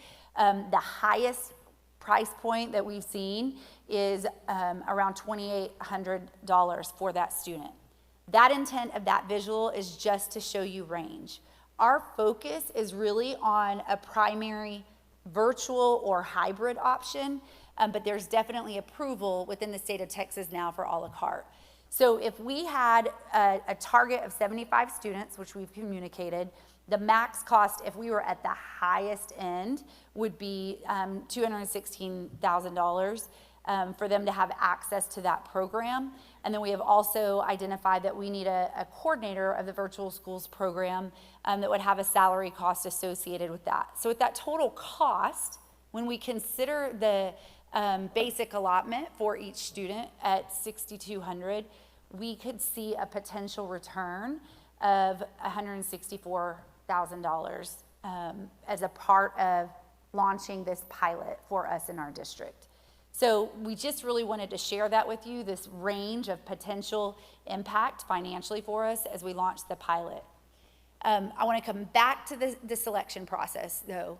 Our driver in considering this is, one, our community has said that they want some flexible options in alignment to student needs, but we've articulated a success criteria that would ensure that the highest quality instruction in alignment with our values and beliefs exist within the partnership. And so we, again, work together to articulate some success criteria that we'll hold partners up against in our interview process that, again, we'd be finalizing tomorrow, the process, and then making a recommendation after that. So with that said, yes, ma'am. I want to add a couple of things. One, want to begin with, we absolutely believe that the best instructional arrangement is for our students to be in classes with a high-quality teacher. So that does not change at all through this. This is being looked at, and I am probably driving the team crazy. I've said the word pilot a million times, and I'm wanting pilot written on everything because we need to go into this carefully, and it needs to be a pilot. It needs to be small. We need to be able to evaluate this pilot based on student success in this program, student engagement in this program. We need to evaluate it from a funding perspective. We are looking at this from it's not just budget neutral. It needs to actually help us recapture some enrollment that we potentially will lose to virtual schools as that continues to grow in momentum. And so I just want to really emphasize that this would be a pilot. There are criteria the state's put in place. This is not for everyone. A student has to have shown proficiency in state exams. They have to be able to show that they are academically making progress. They have to be able to show attendance. So there's a lot of criteria for getting access to this. And again, we're talking small so that we can evaluate all of those implications before making a recommendation to you that we would move forward in making this no longer a pilot, but an actual program for Belton ISD. Any questions from the board? Mr. Beck? I have a few. Oh. Actually have a few parents, so I'm going to ask some questions on their behalf. So just to reiterate, and for those who haven't heard about this until now, that students participating in this pilot can still participate in sports, extracurricular, correct? Yes. So a student would either be a hybrid student or a full-time student, and hybrid would mean that they were coming on campus for some of their coursework, and that most likely would be participation in UIL, athletics, fine arts, or even some in-person CTE that are primarily lab-based experiences. Thank you for that. how self-paced is it? Because there's times in the years when students are maybe volleyball or whatever other sport or band, it might be away for a couple of days. How would that affect attendance perhaps? And as you just mentioned, and then making sure it's self-paced. Yeah, so there are criteria and requirements. Well, yes, let's say you're traveling, for your example, because a student has a volleyball tournament. They can engage in the coursework anywhere, but they have to meet a certain number of minutes daily to demonstrate the attendance portion of it and progression with their coursework. And so students have to engage daily with their coursework. It potentially could be any time during the day to pace, and it could be anywhere, but they have to engage daily in instruction. There are requests from us. When I said we articulated some success criteria, we want the human connection. We want that to happen. And so there has to be a teacher connection with anybody that we partner with. And so the considerations that we're making is that embedded into the student schedule, it cannot be 100%, I'm just logging into a module. There has to be a teacher assigned that the students have the opportunity to engage with direct instruction, regardless of whether they choose to or not, that they will engage with direct instruction with the teacher, but then they also have follow-up access to the teacher where they can join office hours or reach out to them at any time that they need assistance. We also have clearly said there has to be a response to need matrix. So if a student's experiencing any academic difficulty, there has to be an embedded system within the platform that we get notified and the family gets notified and the student so that they can get some intervention supports just like we would provide in person. Did that answer your question? Yes, it There's a does. whole bunch in there. No, that's good. You mentioned comprehensive opportunities. Does that mean that every single course at Belton High and Lake Belton? No, not every single course, but as we're building out the catalog, we are ensuring that the offerings will align with our graduation plans and have choice within it. So not just base, but the ability to extend your offerings through electives. So it won't be 100% the exact courses, but it'll be pretty close. And so we've got a draft going of what we offer in our catalog so that we're able to take a very critical lens of the offerings with partners that we're considering. And then going back to logging in on a daily basis, I'm assuming that's the calendar that we have set for the in-person. Yes. And then is there a minimum number of minutes that a student would have to log in? Yes, so it has to be at a minimum 4 hours a day that they have to log in, so 240.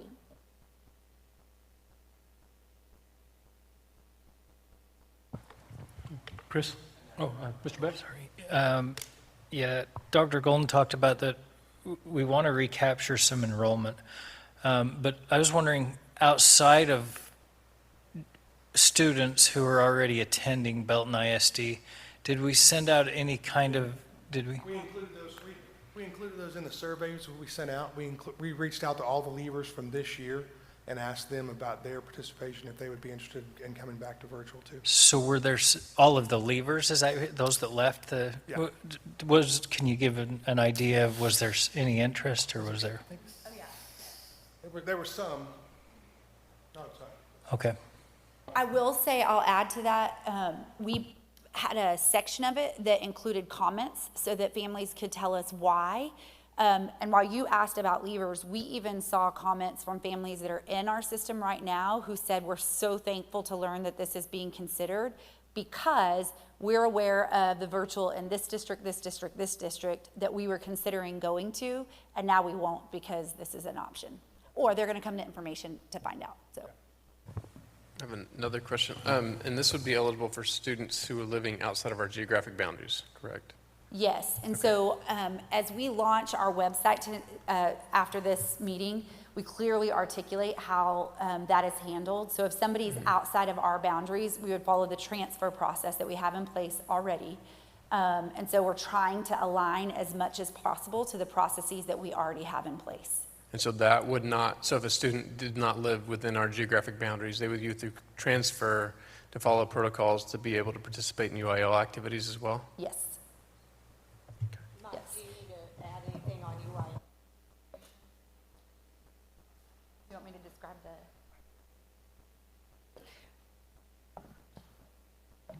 like with an out-of-district transfer that comes in now, in person, fully in person, there's UIL has rules in place for them to achieve varsity eligibility. So for an in-person student that lives out of zone, it's a 1 year. 1 year they have to establish residency is what UIL calls it. So after they establish residency for 1 year, they would have varsity eligibility. We have lots of out-of-district transfers who've been varsity athletes for us in the past. For a virtual student, they would have to be hybrid the first year, and they would have to attend 4 hours per day of in-person instruction. So that would be the true, as Gabby mentioned, for a hybrid student, we would expect at least 4 online classes, but they would have to have at least 4, they would have to have 4 in-person classes as well. So half of their day would have to be in person for the first calendar year, and that would start that would establish their residency for UIL eligibility. In fine arts and other competitions, there is no waiting period for varsity eligibility, so a student could march in the state competition level marching contest or any of the other fine arts or UIL or academic contests from the get-go, but they would have to wait 1 year to establish residency for varsity athletics. Okay, but for JV, that wouldn't apply? They could play JV from year 1. Okay. So the same thing would be true for students who attend New Tech. Even if they're Belton ISD residents, New Tech is not a zone campus, it's a campus of choice. So they would still have to, that first year, they would have to come for the 4 hours of in-person instruction to establish varsity eligibility at that point. Oh, sure.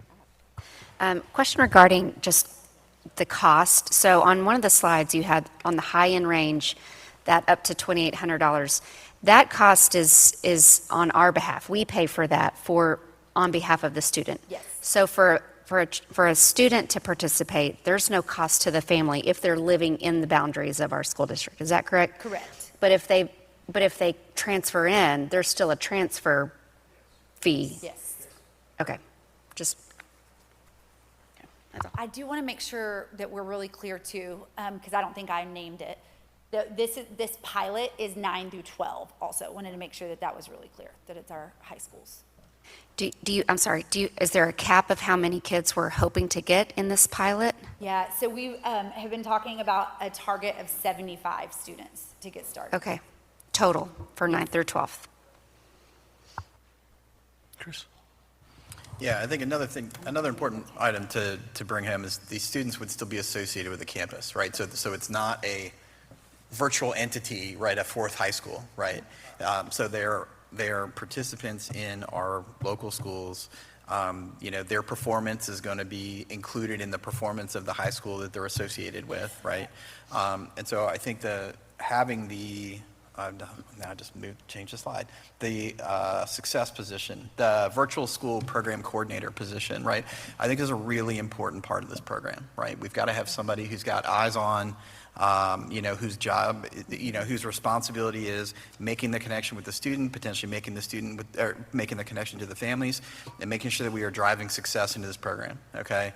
And part of that is we want the program to succeed, right? But part of the thing too is, if these students aren't succeeding, they will not continue in the program, and they will go back to the high school full time. Correct. So, I think that position is really important. The game changer here is the ability to participate in the sticky activities, right? Right. You cannot beat.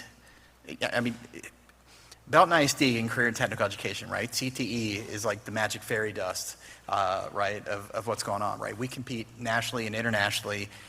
It's hard to beat, right? And that's going to be the game changer, what we have, like the ability to continue to participate in those activities at the scale that we have them and the opportunities that we have them, I think that's going to be really special, a part of this program. When we look at providers, right, I think the one ask that I have is, if there are opportunities for us to leave the door open to add Belton ISD specific curriculum, right? And not to necessarily replace the vendor, but where there are things that are sort of special and unique to us, or some of our programs, if the door is somehow open for us to add that would be an ask when you're looking at those programs. Gabby, well, even Chad, you mentioned the application process, and Dr. Golden, you mentioned that there's criteria that the that the state has, right? With that said, and then we're trying to address some of the absenteeism and those kinds of things. Does the application have criteria that address the kids that are not coming to school that would fit more in line with this program? So in terms of the selection criteria. So in the selection criteria process, one, we describe kind of the profile of a student that would be successful in this environment. And then we articulate the high academic standards. And yes, there are some state requirements, but we can also make them more rigorous. We can't go below them, but we can make them more rigorous.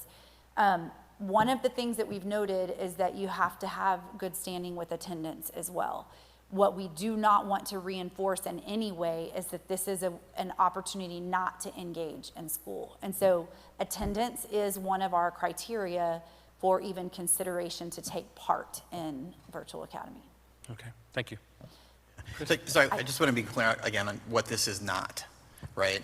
So this is not an opportunity for somebody to be out sick to say, I'm going to do virtual school for the day. Correct. All right, so let's just be real clear about that, right? Yeah. This is a separate thing that you are committing to for the school year that you're going to maintain the success criteria for. It is not a substitute if you're not in the program. Absolutely, absolutely. One more question. Okay. So that just made me think of another question. So let's say a student they are 100% committed in the beginning, but let's say by Christmas, they're deciding that this isn't for them. Do they have the option to come back at any time? Yeah, so you will see that we have articulated, like, this is a commitment to the same point that you just made, Mr. Floor.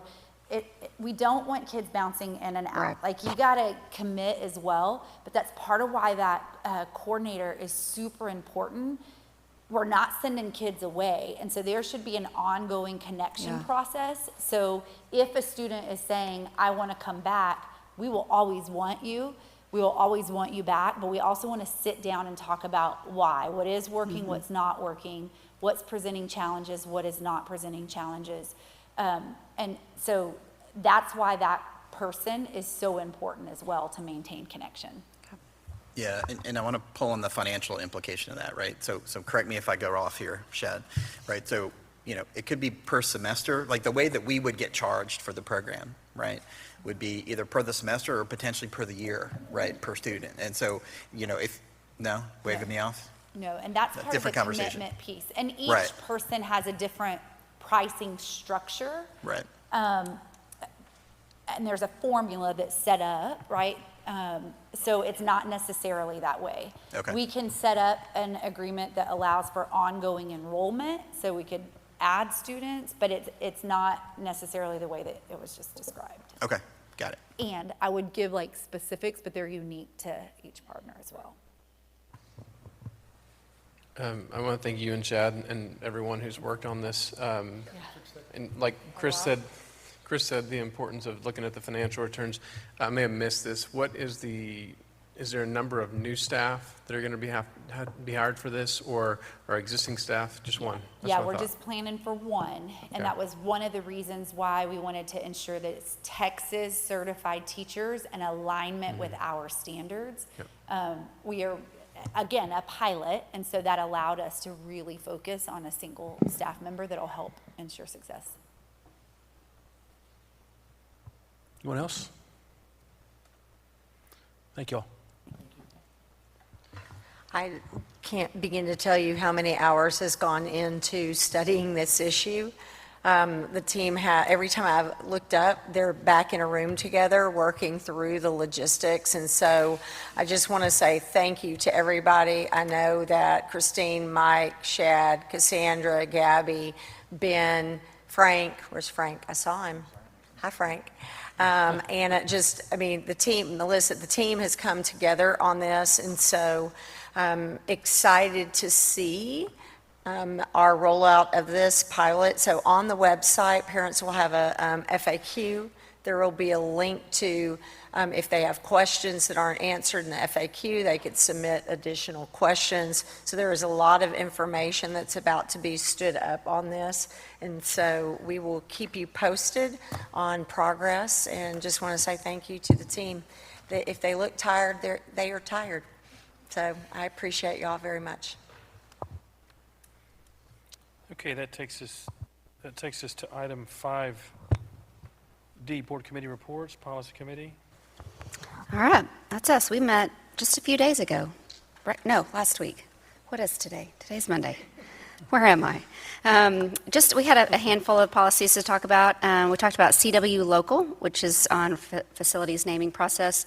This is not in your board packet because there's not a change to this. We just wanted to have a good conversation about it and really just familiarize ourselves with this policy as we begin to have some discussions about the potential renaming of Tiger Stadium by either an individual or organization who could provide a significant financial contribution that could help with some of the costs associated with the upkeep of that stadium. And I thought it was interesting that this is kind of a common practice that does happen around districts. And so, again, nothing was decided as we talked about it. It was just a conversation. So if you haven't had a chance to look at CW Local, I'm pretty sure y'all probably also talked about it in your meetings. And then we talked about Policy Update 126, which is in your board packet.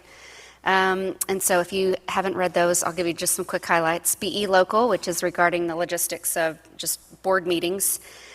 Just some minor things, and really we've already been doing a lot of this. That meetings have to be held outside the typical work hours. We have to provide at least 3 business days to board members of a notice of a meeting.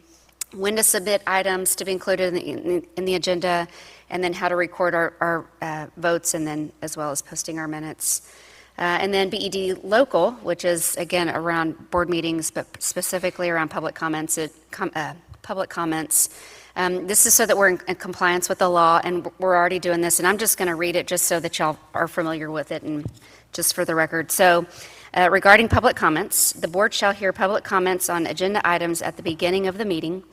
The board shall also hear public comment on non-agenda topics from parents of students enrolled in the district at the beginning of the meeting.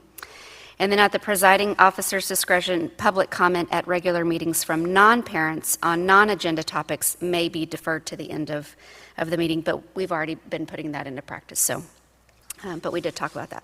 And then the last one we talked about was FFAC Local on wellness and health services regarding medical treatment. There were 2 changes. One, I think is a great one, that, we have the unassigned norepinephrine on campuses. It can now come in a nasal spray, as well as the auto-injector. That's correct, right?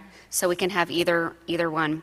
And then the big one, which, as y'all probably remember, a couple of years ago when a student needed a non-prescription medication like an over-the-counter, they had to have a form filled out by the district, had to be signed by an actual physician for the nurse to give those. Well, now we've kind of gone backwards, and now it's just up to the parent. As long as the parent has given written request, the medication is unexpired, it's in its original container. So I think that's a great one, because I know that was kind of a headache for some parents, that they had to, just for something that's not even prescribed but over the counter, had to have it filled out by a doctor. So I think that's a good change. And that was it. Anything, Riley? Thank you, Erin. All right, that takes us to the Budget Committee report. We call ourselves the Fun Committee. The Fun Committee. It's the Fun Okay, Committee. the Fun Committee. Yeah. What, you don't agree? I totally agree. All right. 3 things. So we did a budget update. First off, right, and so in your packet, you've got a view of the budget, right? Every month we've got that. So you've got the overall budget update. We did also start to continue to look out into the future. And so, we workshopped budget priorities several months ago, right? Just taking a look at several versions of what that could look like as we look into the immediate year out. So more to come on that. It'll come back to us here later this summer for everybody to actually weigh in and approve. We talked about virtual school. right? So the presentation that you just saw, we did get a preview of that and talked a little bit about some of the financial aspects of it. So you've seen everything that we saw in the presentation. And then we took just a quick preview of several compensation scenarios. Scenarios A, B, C, and D, that are worked through. And certainly no decisions made at all, right? As this, a decision will come back, we'll have an opportunity to look through those options as a board, workshop that, and vote on that. So no action taken at all. Just talk through the preliminary market studies and where we think we need to focus. So yeah, that's it. 3 items. Anything else? No? Fun committee. That was it. Fun committee. All right. Thank you, fun committee. All right. Moving on to the facilities committee. Also a fun committee. Also the most. This is the most fun committee. The funner. The funnest.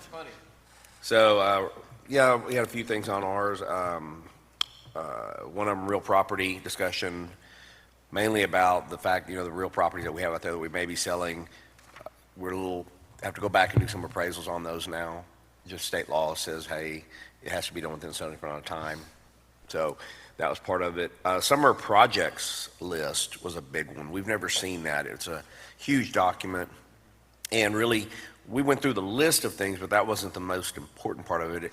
What it was they've now put together a system that says, okay, we only have X amount of money every year to spend.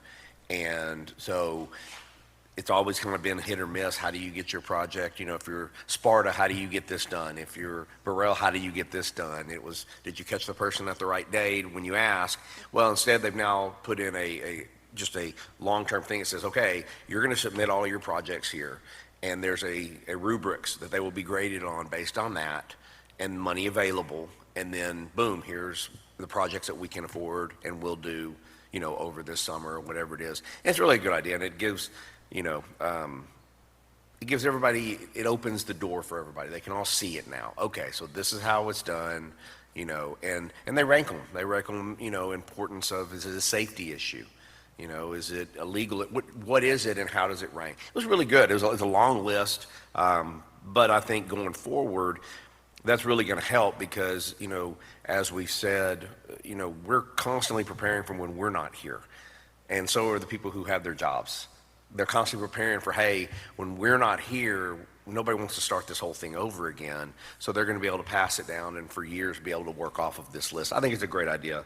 Storm damage update, just went over that. I think the main part of that was in our business and insurance industry, we call it a roll-up deductible, and that's what we have. Anytime you have a large property loss, like on my house 2 years ago in the tornado, it was a little over $25,000, or my deductible is $20,000. So similar when we had our loss here, all the work that we did, bring in the different air things to clean out and remove mud, just all the stuff that our people did to fix stuff because it had to be fixed, to get the doors back open, all those things. Well, the roll-up deductible says, hey, you just keep track of all that, you submit it in, and we apply that towards your deductible. So it really works out well. And in a large situation like we have, I don't know the exact amount. They weren't sure. They were having to go back to look at their records. But a lot of the times what you're going to end up having is once everything irons out in the situation, you're going to find that you probably met your deductible with in-house labor and in-house costs. I mean, we're running to Lowe's and Home Depot. We're buying stuff from Dealers Electric. We have people working overtime.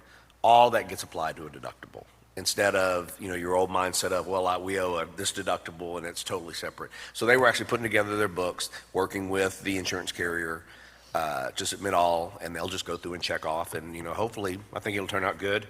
And procurement and construction, just one of the different methods for some of the different projects. As you know, on our larger projects, we're CMAR, construction manager at risk. We have been for a while. But on some of the smaller projects, we still do hard bid.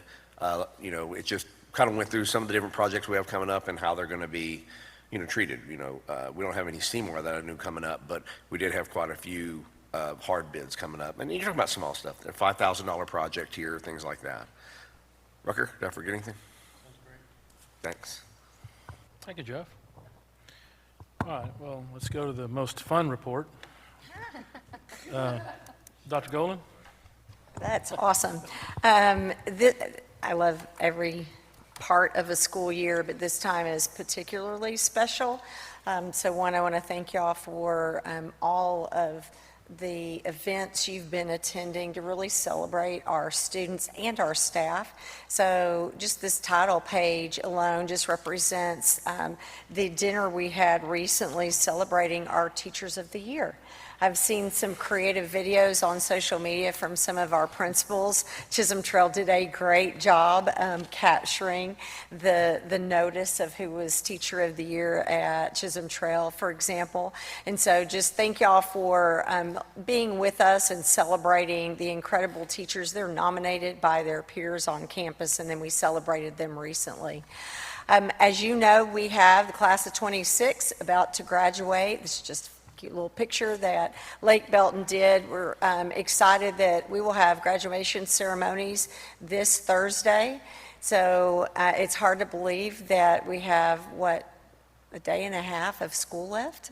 And then we'll be celebrating the incredible class of 26. As I've been thinking about what I want to say at graduation, just the accomplishments of students at all three of our high schools are incredible. I know our families will be very proud of them. I know I'm exceptionally proud of their accomplishments. You know, a couple of things that we've also been doing since we met last. You heard a little bit about Hope Squad, so you see the event at Beck's was fantastic. I got to, be a part of that. Our Delta students came over as well as our New Tech students and created an amazing experience for our youngest learners. That was lots of fun. We also had an amazing Cinco de Mayo celebration. It was here. If you have never been to this, I really need to encourage you to go to this. It is incredible. It's an amazing celebration of our Beck students. They learn the dances. They do such a great job. When you think about growing confidence to perform in front of an audience, that's really hard. That's hard for adults. This is starting as early as Beck's, and they did an incredible job. And of course, the little red relays, I know some of y'all were able to go to that. It's just an awesome experience for our elementary students to get to participate in some outdoor field day experiences. Also, I attended, and I think a couple of y'all did, Belton Middle School did an incredible fine arts showcase this year. They had events in their gym and the cafeteria, just all around the building. They showcased the most incredible artwork that our students were able to produce, and so it's really exciting to watch the artwork, and we recognize some of our elementary students tonight for their artwork, to see that grow in middle school, and then all the way tonight you saw what happens when our high school students stay with that. We have students that performed exceptionally well at state. Our orchestra was playing and performing, and then of course, y'all, look at the number of students who graduated with associate's degrees before they're going to walk across our stage later this week. That is incredible. I believe we have one of the largest classes for TBI for Temple College, so incredibly proud of our students and that program and our partnership with Temple College. Also, since the last time we met, I mentioned our VASE students. Those are our art students on the right-hand side. We also, as you know, had an incredible production for Penguin Project. We have so many students participating in this that we have now had to go with multiple showings, and we have multiple performers now. So it's not the same performers every night because we have so many students wanting to participate, and they did such a great job. And then, of course, the Night of Champions baseball and softball event. I mean, we've had Night of Champions events all throughout the year. This one was spectacular, and you can see the great fun that students had participating in that. And then I would be remiss without saying, we've been doing a lot of work on strategic plan. So super excited. On our website, you're starting to see some branding of that plan. Some of it will say under construction. So as we're working to refine the specific strategies, the leading measures and lag measures, then that will be very clearly displayed on our website, and obviously we'll be bringing you that information as we continue the work. We spent quite a bit of time this morning as a cabinet team refining the strategies to support the objectives that you approved in a past board meeting. So more to come on a strategic plan, but I will tell you, I have never seen in the time I've been here the cross-department collaboration that is, and the ownership of this plan the way I'm seeing it. And so just really proud of everybody coming together to really think through what do the next 5 years look like, where we can be very clear with our community, with our staff. Here's where we want to be in 5 years, and here's the work we're going to do to get there over the next 5 years. And so, and then just kind of in closing, we had incredible support for our the celebration of teachers a couple of weeks ago. Every campus PTA, shout out to the PTAs and the parent volunteers who really worked hard to celebrate our teachers. I had the opportunity to attend this one at Burrell. It was really fun. It was sponsored by the Burrell family. So having them back on campus, the namesakes, their family on this campus to just keep the legacy of their dad alive. It's just incredible. And so just a shout out to them and a thank you for what they provided for our Burrell teachers. With that, that's my report. Thank you, Dr. Golden. Very nice. Okay, that takes us to board highlights. Anyone wish to share anything that they attended this last month? Yeah, Rucker? I have a few. Always getting to attend the Teacher of the Year event is just a great night, just to see all the hard work. I mean, we have amazing teachers in each of our schools. It's the hard, I think one of the harder thing is to see there's just one per campus for the most part. And, but so many amazing teachers who give their time to this as a calling and a vocation and not just a job. Just to see their passion and to hear their stories is always amazing. I want to gush on one coach. I went to the Belton High School end of year tennis event, and they had an open mic for the seniors to speak, and these seniors just went bananas over their coach. They just love Coach Smith and what he's done in that program in a short amount of time. And again, just another example of teachers who are really transforming the lives of our kids in a way that probably is not going to be seen in many other ways through their lives. But these students just, some of them broke down in tears and just said how much he had changed their life. And I think there were 6 seniors there. And again, this is just one of hundreds of amazing teachers we have across all of our campuses. So just huge shout out to all of our teachers. And then yesterday morning, I think it was yesterday. No, it was Saturday. What day is this? Monday? I'm with you, Aaron. Where are you? It's been a whirlwind. I had a text from a parent, and he said, "Where are you?" "We're at Leon Heights." And I said, the school, and I went up there, and the Belton Church of Christ had put on a block party. And man, I know I've talked about Belton Church of Christ and Leon Heights a few times throughout the past couple years, but what a model of the partnership between one of our faith-based groups, the church, and what they do with Leon Heights. There were over 200 parents and kids there on a Saturday morning with our teachers and parents and church members, and it's just a beautiful example of our community pouring into our schools and to seeing those partnerships really, really richly develop and grow. It's almost like they're becoming one in a lot of ways, even though it's outside of school hours, but it's just a beautiful example of our community loving on our schools. Thank you, Rucker. Gabby and I were there at Leon Heights today, and they donated these buckets for every teacher, and in the bucket were, I think, toppings for some kind of treat they were going to have in the afternoon provided. So the support continued to today. Chris? I mean, I'm always good for it. May I please have my show and tell items? Yeah. Oh, show and tell items. Okay. Show and tell. All right. I started listing like everything I've done in the last month, and I'm at like 14 or 15 things. I'm not going to talk about all 14 or 15. I might mention them all, but I'm not going to talk about them all. Okay. They're thanking you for that. Yeah. I mean, oh, yeah, no, sorry, I should have submitted to the packet. I mean, from band and orchestra concerts to end the year, right, at the middle school level and the high school level. I mean, this district is absolutely amazing when it comes to fine arts, right, and whatever that looks like. When you go to the middle school concerts, right, like if you close your eyes, you would have no idea you're at a middle school concert, right? And that's both for band and orchestra. Those programs are just so crazy. Also from a theater standpoint, so back on band. So I did go to the Broncos Stampede banquet, right? And so this is a supplement to the yearbook, right? But specifically to the band, right? There's 108 pages in this, right? That sort of chronicles the entire year from a Broncos standpoint. So like all of their events, like through summer, through all of the football games, through all their marching contests, through like all just complete craziness. And so, certainly take a look at that show and tell item.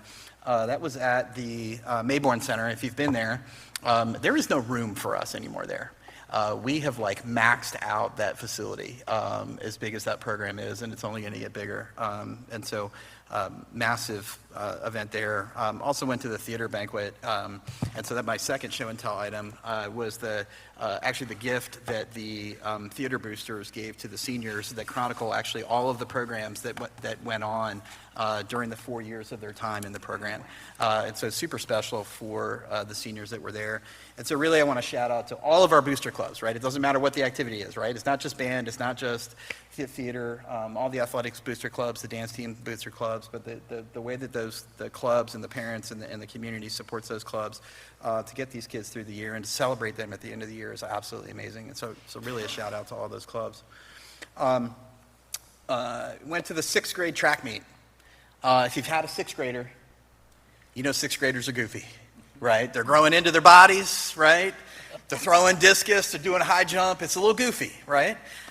It was an absolute amazing event. And I want to shout out to the North Belton Middle School girls team specifically. The spirit that the North Belton Middle School girls brought to that event was just outstanding, right? I mean, you can imagine high jump in 6th grade. It's kind of rough to watch, right? The bar's not getting cleared a whole lot. But I can tell you, when the bar got cleared, you knew it, and you knew it because North Belton High School, regardless of which school or North Belton Middle School, regardless of which school cleared that bar, it was like touchdown, Super Bowl winning, like it was just absolutely crazy, right? And so they brought the spirit, and so the massive props to North Belton Middle School girls. I think overall the North Belton Middle School did win that event, although they split. One of the Bronco Middle Schools won the girls, one of them won the boys. Also went to an I-35 and I-14 update, right? So the big project that's coming to us maybe sometime in the 30s. Great news, right? I'm not going to spare you the details, but great news. I think the community's been heard, right? And so I think there were the overwhelming support at the last round of meetings. At least 600, I think, folks showed up to the last public meeting. I've seen some adjustments to the map. There's going to be a couple of proposals, but the next meeting is going to be in August. But I think it's moving in a good direction from that standpoint. Last thing I want to shout out, Project Celebration. So this weekend, I think I was up for 40 hours straight. So I want to talk a little bit about that. So this year, Lake Belton High School and Belton High School came together for a joint Project Celebration activity, which, in some respects, we might have said we never would have seen that. And in other respects, you could say we should have been doing this all along. It was an absolutely amazing event. There were, I think, about 300 students from Lake Belton High School and about 165-ish or so, I think, from Belton High School that took place. It started out with an event at each of their respective schools. We all jumped on the Yellow Dog buses and went down to Kalahari Water Park and spent a couple hours starting at like 1:30, 2 o'clock in the morning. locked in at the water park and then came back to the schools to see sunrise and do breakfast and prizes and all that kind of good stuff. This event is really important, right? This event's put on by our community. It's not put on by the school, right? It's put on the community to really celebrate our seniors. Senior dad, sorry. It's really built to be a substance-free event, right? For our seniors to have sort of one last hurrah, right? And so, that's kind of the emphasis behind it is, really sort of founded with the Department of Transportation, right? It's so much more than that, right? I mean, to some extent, from a parent standpoint, this is like, it's the last hurrah, right? Last time your kid goes on a field trip, right? Last time they get on the yellow dog bus, right, to go somewhere. And most of them are technically adults at this point, right? And if they screwed something up, they can get in a lot of trouble at this point, right? It's no longer, you're no longer worried about detention, you're now worried about the police, right? And so this is an event to really sort of be like that transition, right? From like, hey, look, I'm moving, this is my last hurrah from a high school standpoint, like we're gonna sort of put all the cares into the wind, have a great time together, and sort of get that transition going on. And so, such a great event. I mean, the kids were absolutely amazing. We had zero problems having multiple schools at the event. I want to shout out the parents that took on and shouldered the Belton High School event. The Drakes don't even have a senior, right? So they had a senior last year, and they got a senior in a couple years, but they want to see the event continue. And so they picked up the event on their back and carried it over and completed it for Belton High School to make sure that event continues, right? And so, if you know the Drakes, you see the Drakes, whatever, thank them for continuing that event. And, we've certainly got some lessons learned that will continue to move forward. Yeah, it was great all the way around. So, yeah, I'll stop there. Well, thank you, Senior Dad. And I have to brag about your son. He's going to one of the most prestigious programs in the country, right? Yes, he is. Okay. Yeah. So, Tell us about that. Yeah. Chris. So, and I probably ought to say something about my wife too, since she planned the Lake Belton High School side. So sorry about that if she's listening. She did an amazing job doing the Lake Belton High School side of Project Celebration. Yeah. So my son is going to Colorado State University. We'll follow his mom in the field of music therapy, and it is probably the second or third, top program in the country. So, yeah, it's going to be pretty awesome. We're super psyched. Super sad that he's going to be so far away. That's great. Yeah.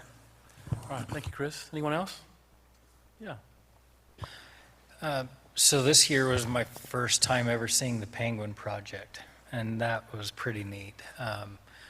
We took some friends with us, and our friend said, only in America, like front and center, just like tonight, where each and every student is valued. So I thought that was a profound comment.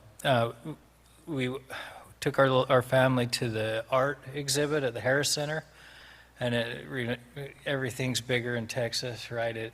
Like every square foot of that building, except the bathrooms, probably was covered in art. It was just fantastic, so creative. Went to a golf banquet, and Coach Tidwell has been coaching the golf team. He used to coach baseball.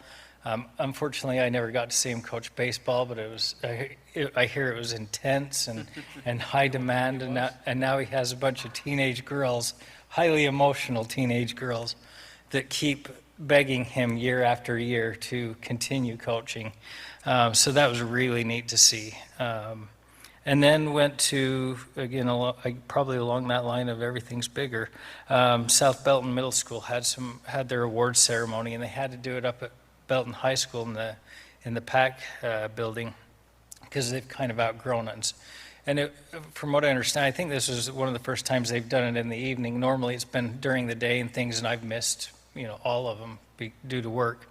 But I was grateful that they decided to do it in the evening it was a great showing of the community.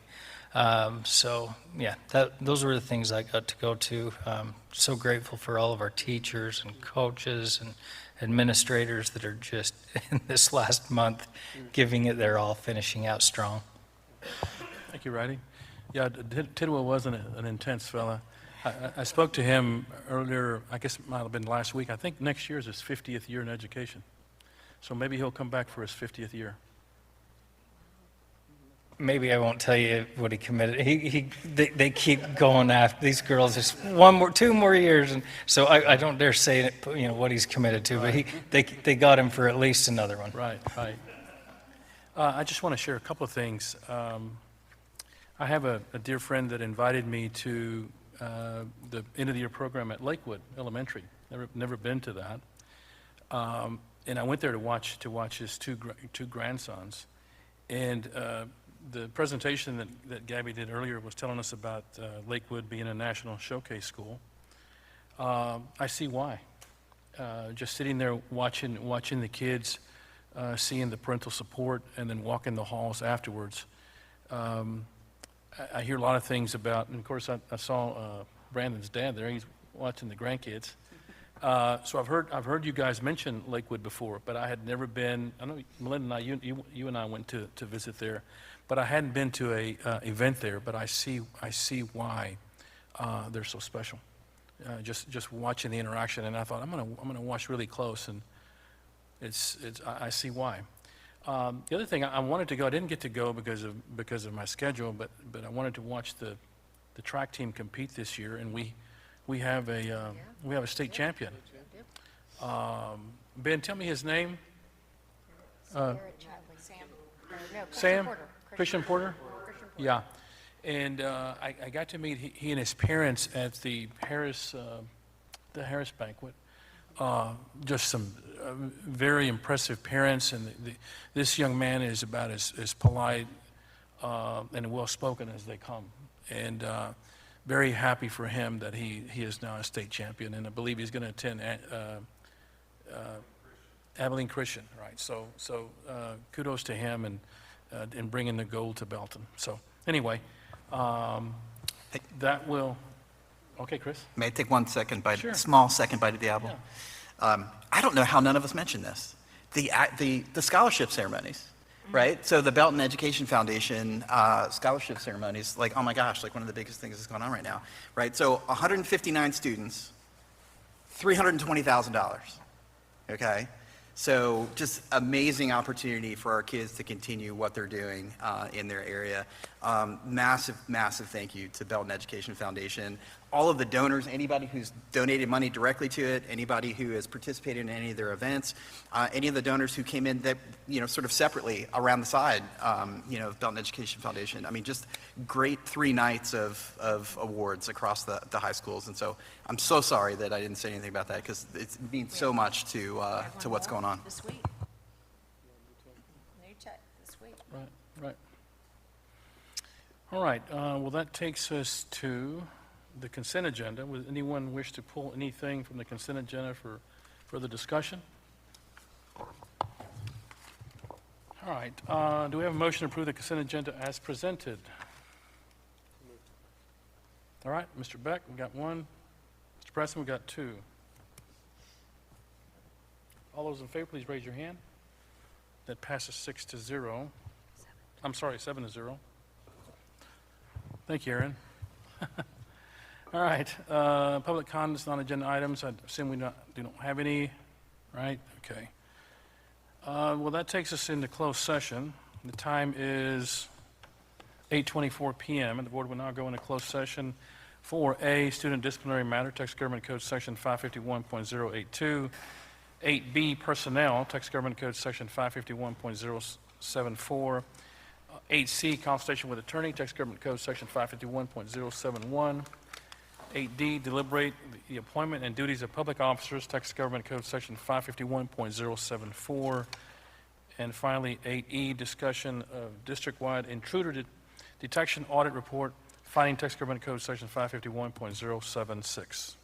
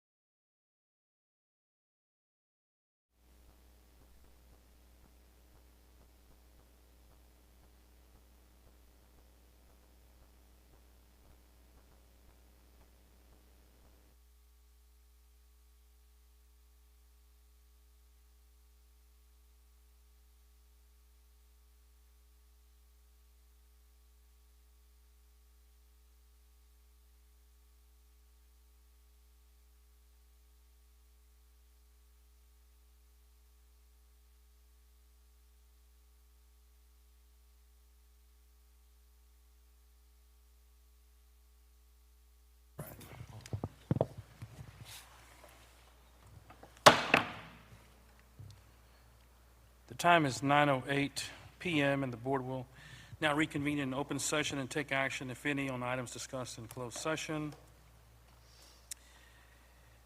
9A, consider, discuss, and take appropriate action regarding reorganization of the Board of Trustees. In accordance with the board operating procedures, each year the board shall elect a president, a vice president, and a secretary. Do we have nominations for officers? Mr. I do. Norwood? I move the board appoint Chris Floor as president, Aaron Bass as vice president, and Rucker Preston as secretary for the Board of Trustees. Any discussion needed on that motion? All right, all those in favor, please raise your hand. Doesn't say. If someone wants a second, give me a second. All right, give me a second. Anyone? Mr. Beck, all those in favor, please raise your hand. That passes 7-0. All right, that takes us to... Daniel, do you mind if I say something real quick? No, not at all. Okay. I want to thank you all for the vote of support, the vote of confidence. I also want to thank Manuel and Jeff and, every president and vice president and secretary and board member that's come before. I think one of the strengths of the Belton ISD board is the fact that we are a board of presidents and future presidents, right? There's absolutely a home on the board, right? Just because you're the president and you roll out of the position based on our board policy, right? We put that in place for a reason from a succession planning standpoint. And we want to be really intentional about it. Like, you guys, as former presidents, right, bring a wealth of knowledge to this group that is irreplaceable, right? And so I want to say thank you right now, for everything that you've brought to the role, everything you're continuing to bring to the role, and you to support us, and same thing in the other positions, right? I mean, this is part of a very intentional, succession planning that we built into the board policy, to make sure that we are doing the best we can as a team for the district, and the only way that we can do that is to also be doing the best we can to build each other. And so I want to thank you for that, and this, I don't think this should be a surprise, right? Like I don't mean like this shouldn't be shocking, right? I think this is how this board has shown that we operate for the last 9 years or so. And so I'm grateful for that and grateful for each and every one of you. So, thank you. Well, Chris, I appreciate the kind words, and I do want to say publicly that, of course, I don't have any kids in the district, haven't had for a long time. I've been on here because I love this community, and I said it the other day when we had one of our little gatherings. I said BISD is a great place to live and a great place to learn. Serving on this board, for me, has been it's a privilege, of course, but it's been one of the highest honors that I've had in my life. And I'm the oldest one on this board. So it has meant a lot to me to be able to be here and to engage our community and to serve with each and every one of you.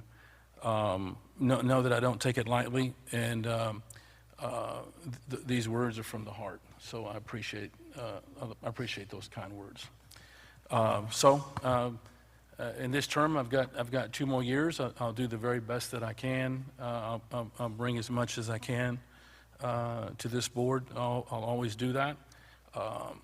And I've said it. You guys have heard me say it many times. I will always advocate for public education, and that's not ever going to change whether I'm here or not here. So thank you all. Okay, well then, let's continue the business of the district. That takes us to 9B, consider, discuss, and take appropriate action regarding appointment of board committees. According to the board operating procedures, the board president has the authority to assign committee membership. Any change in assignments will be made after tonight's meeting.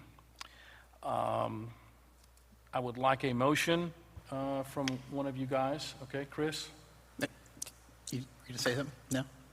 You okay? Yes, there are 2 possible motions. So one was you can make the assignments outside of this meeting tonight. We're doing it tonight. Or you're wanting to do it tonight? Yes. Okay, Yeah. then that's the second, that's the different motion. Down. Right. Okay, got it. Got it. All right, so I move the board appoint Aaron Bass and Riley Beck to continue on the policy committee, Manuel Alcozer and Jeff Norwood on the facilities committee, Brandon Bozon and Rucker Preston on the budget committee, And myself, I have to sit on the District Safety and Security Committee along with Rucker Preston and Jeff Norwood. Second? All right. Mr. Bozon, any further discussion needed on that issue? There being no further discussion, all those in favor, please raise your hand. That passes 7-0. All right. All items, reports, and consent items for this meeting have been addressed. There being no further business, this meeting is adjourned at 9:13 p.m.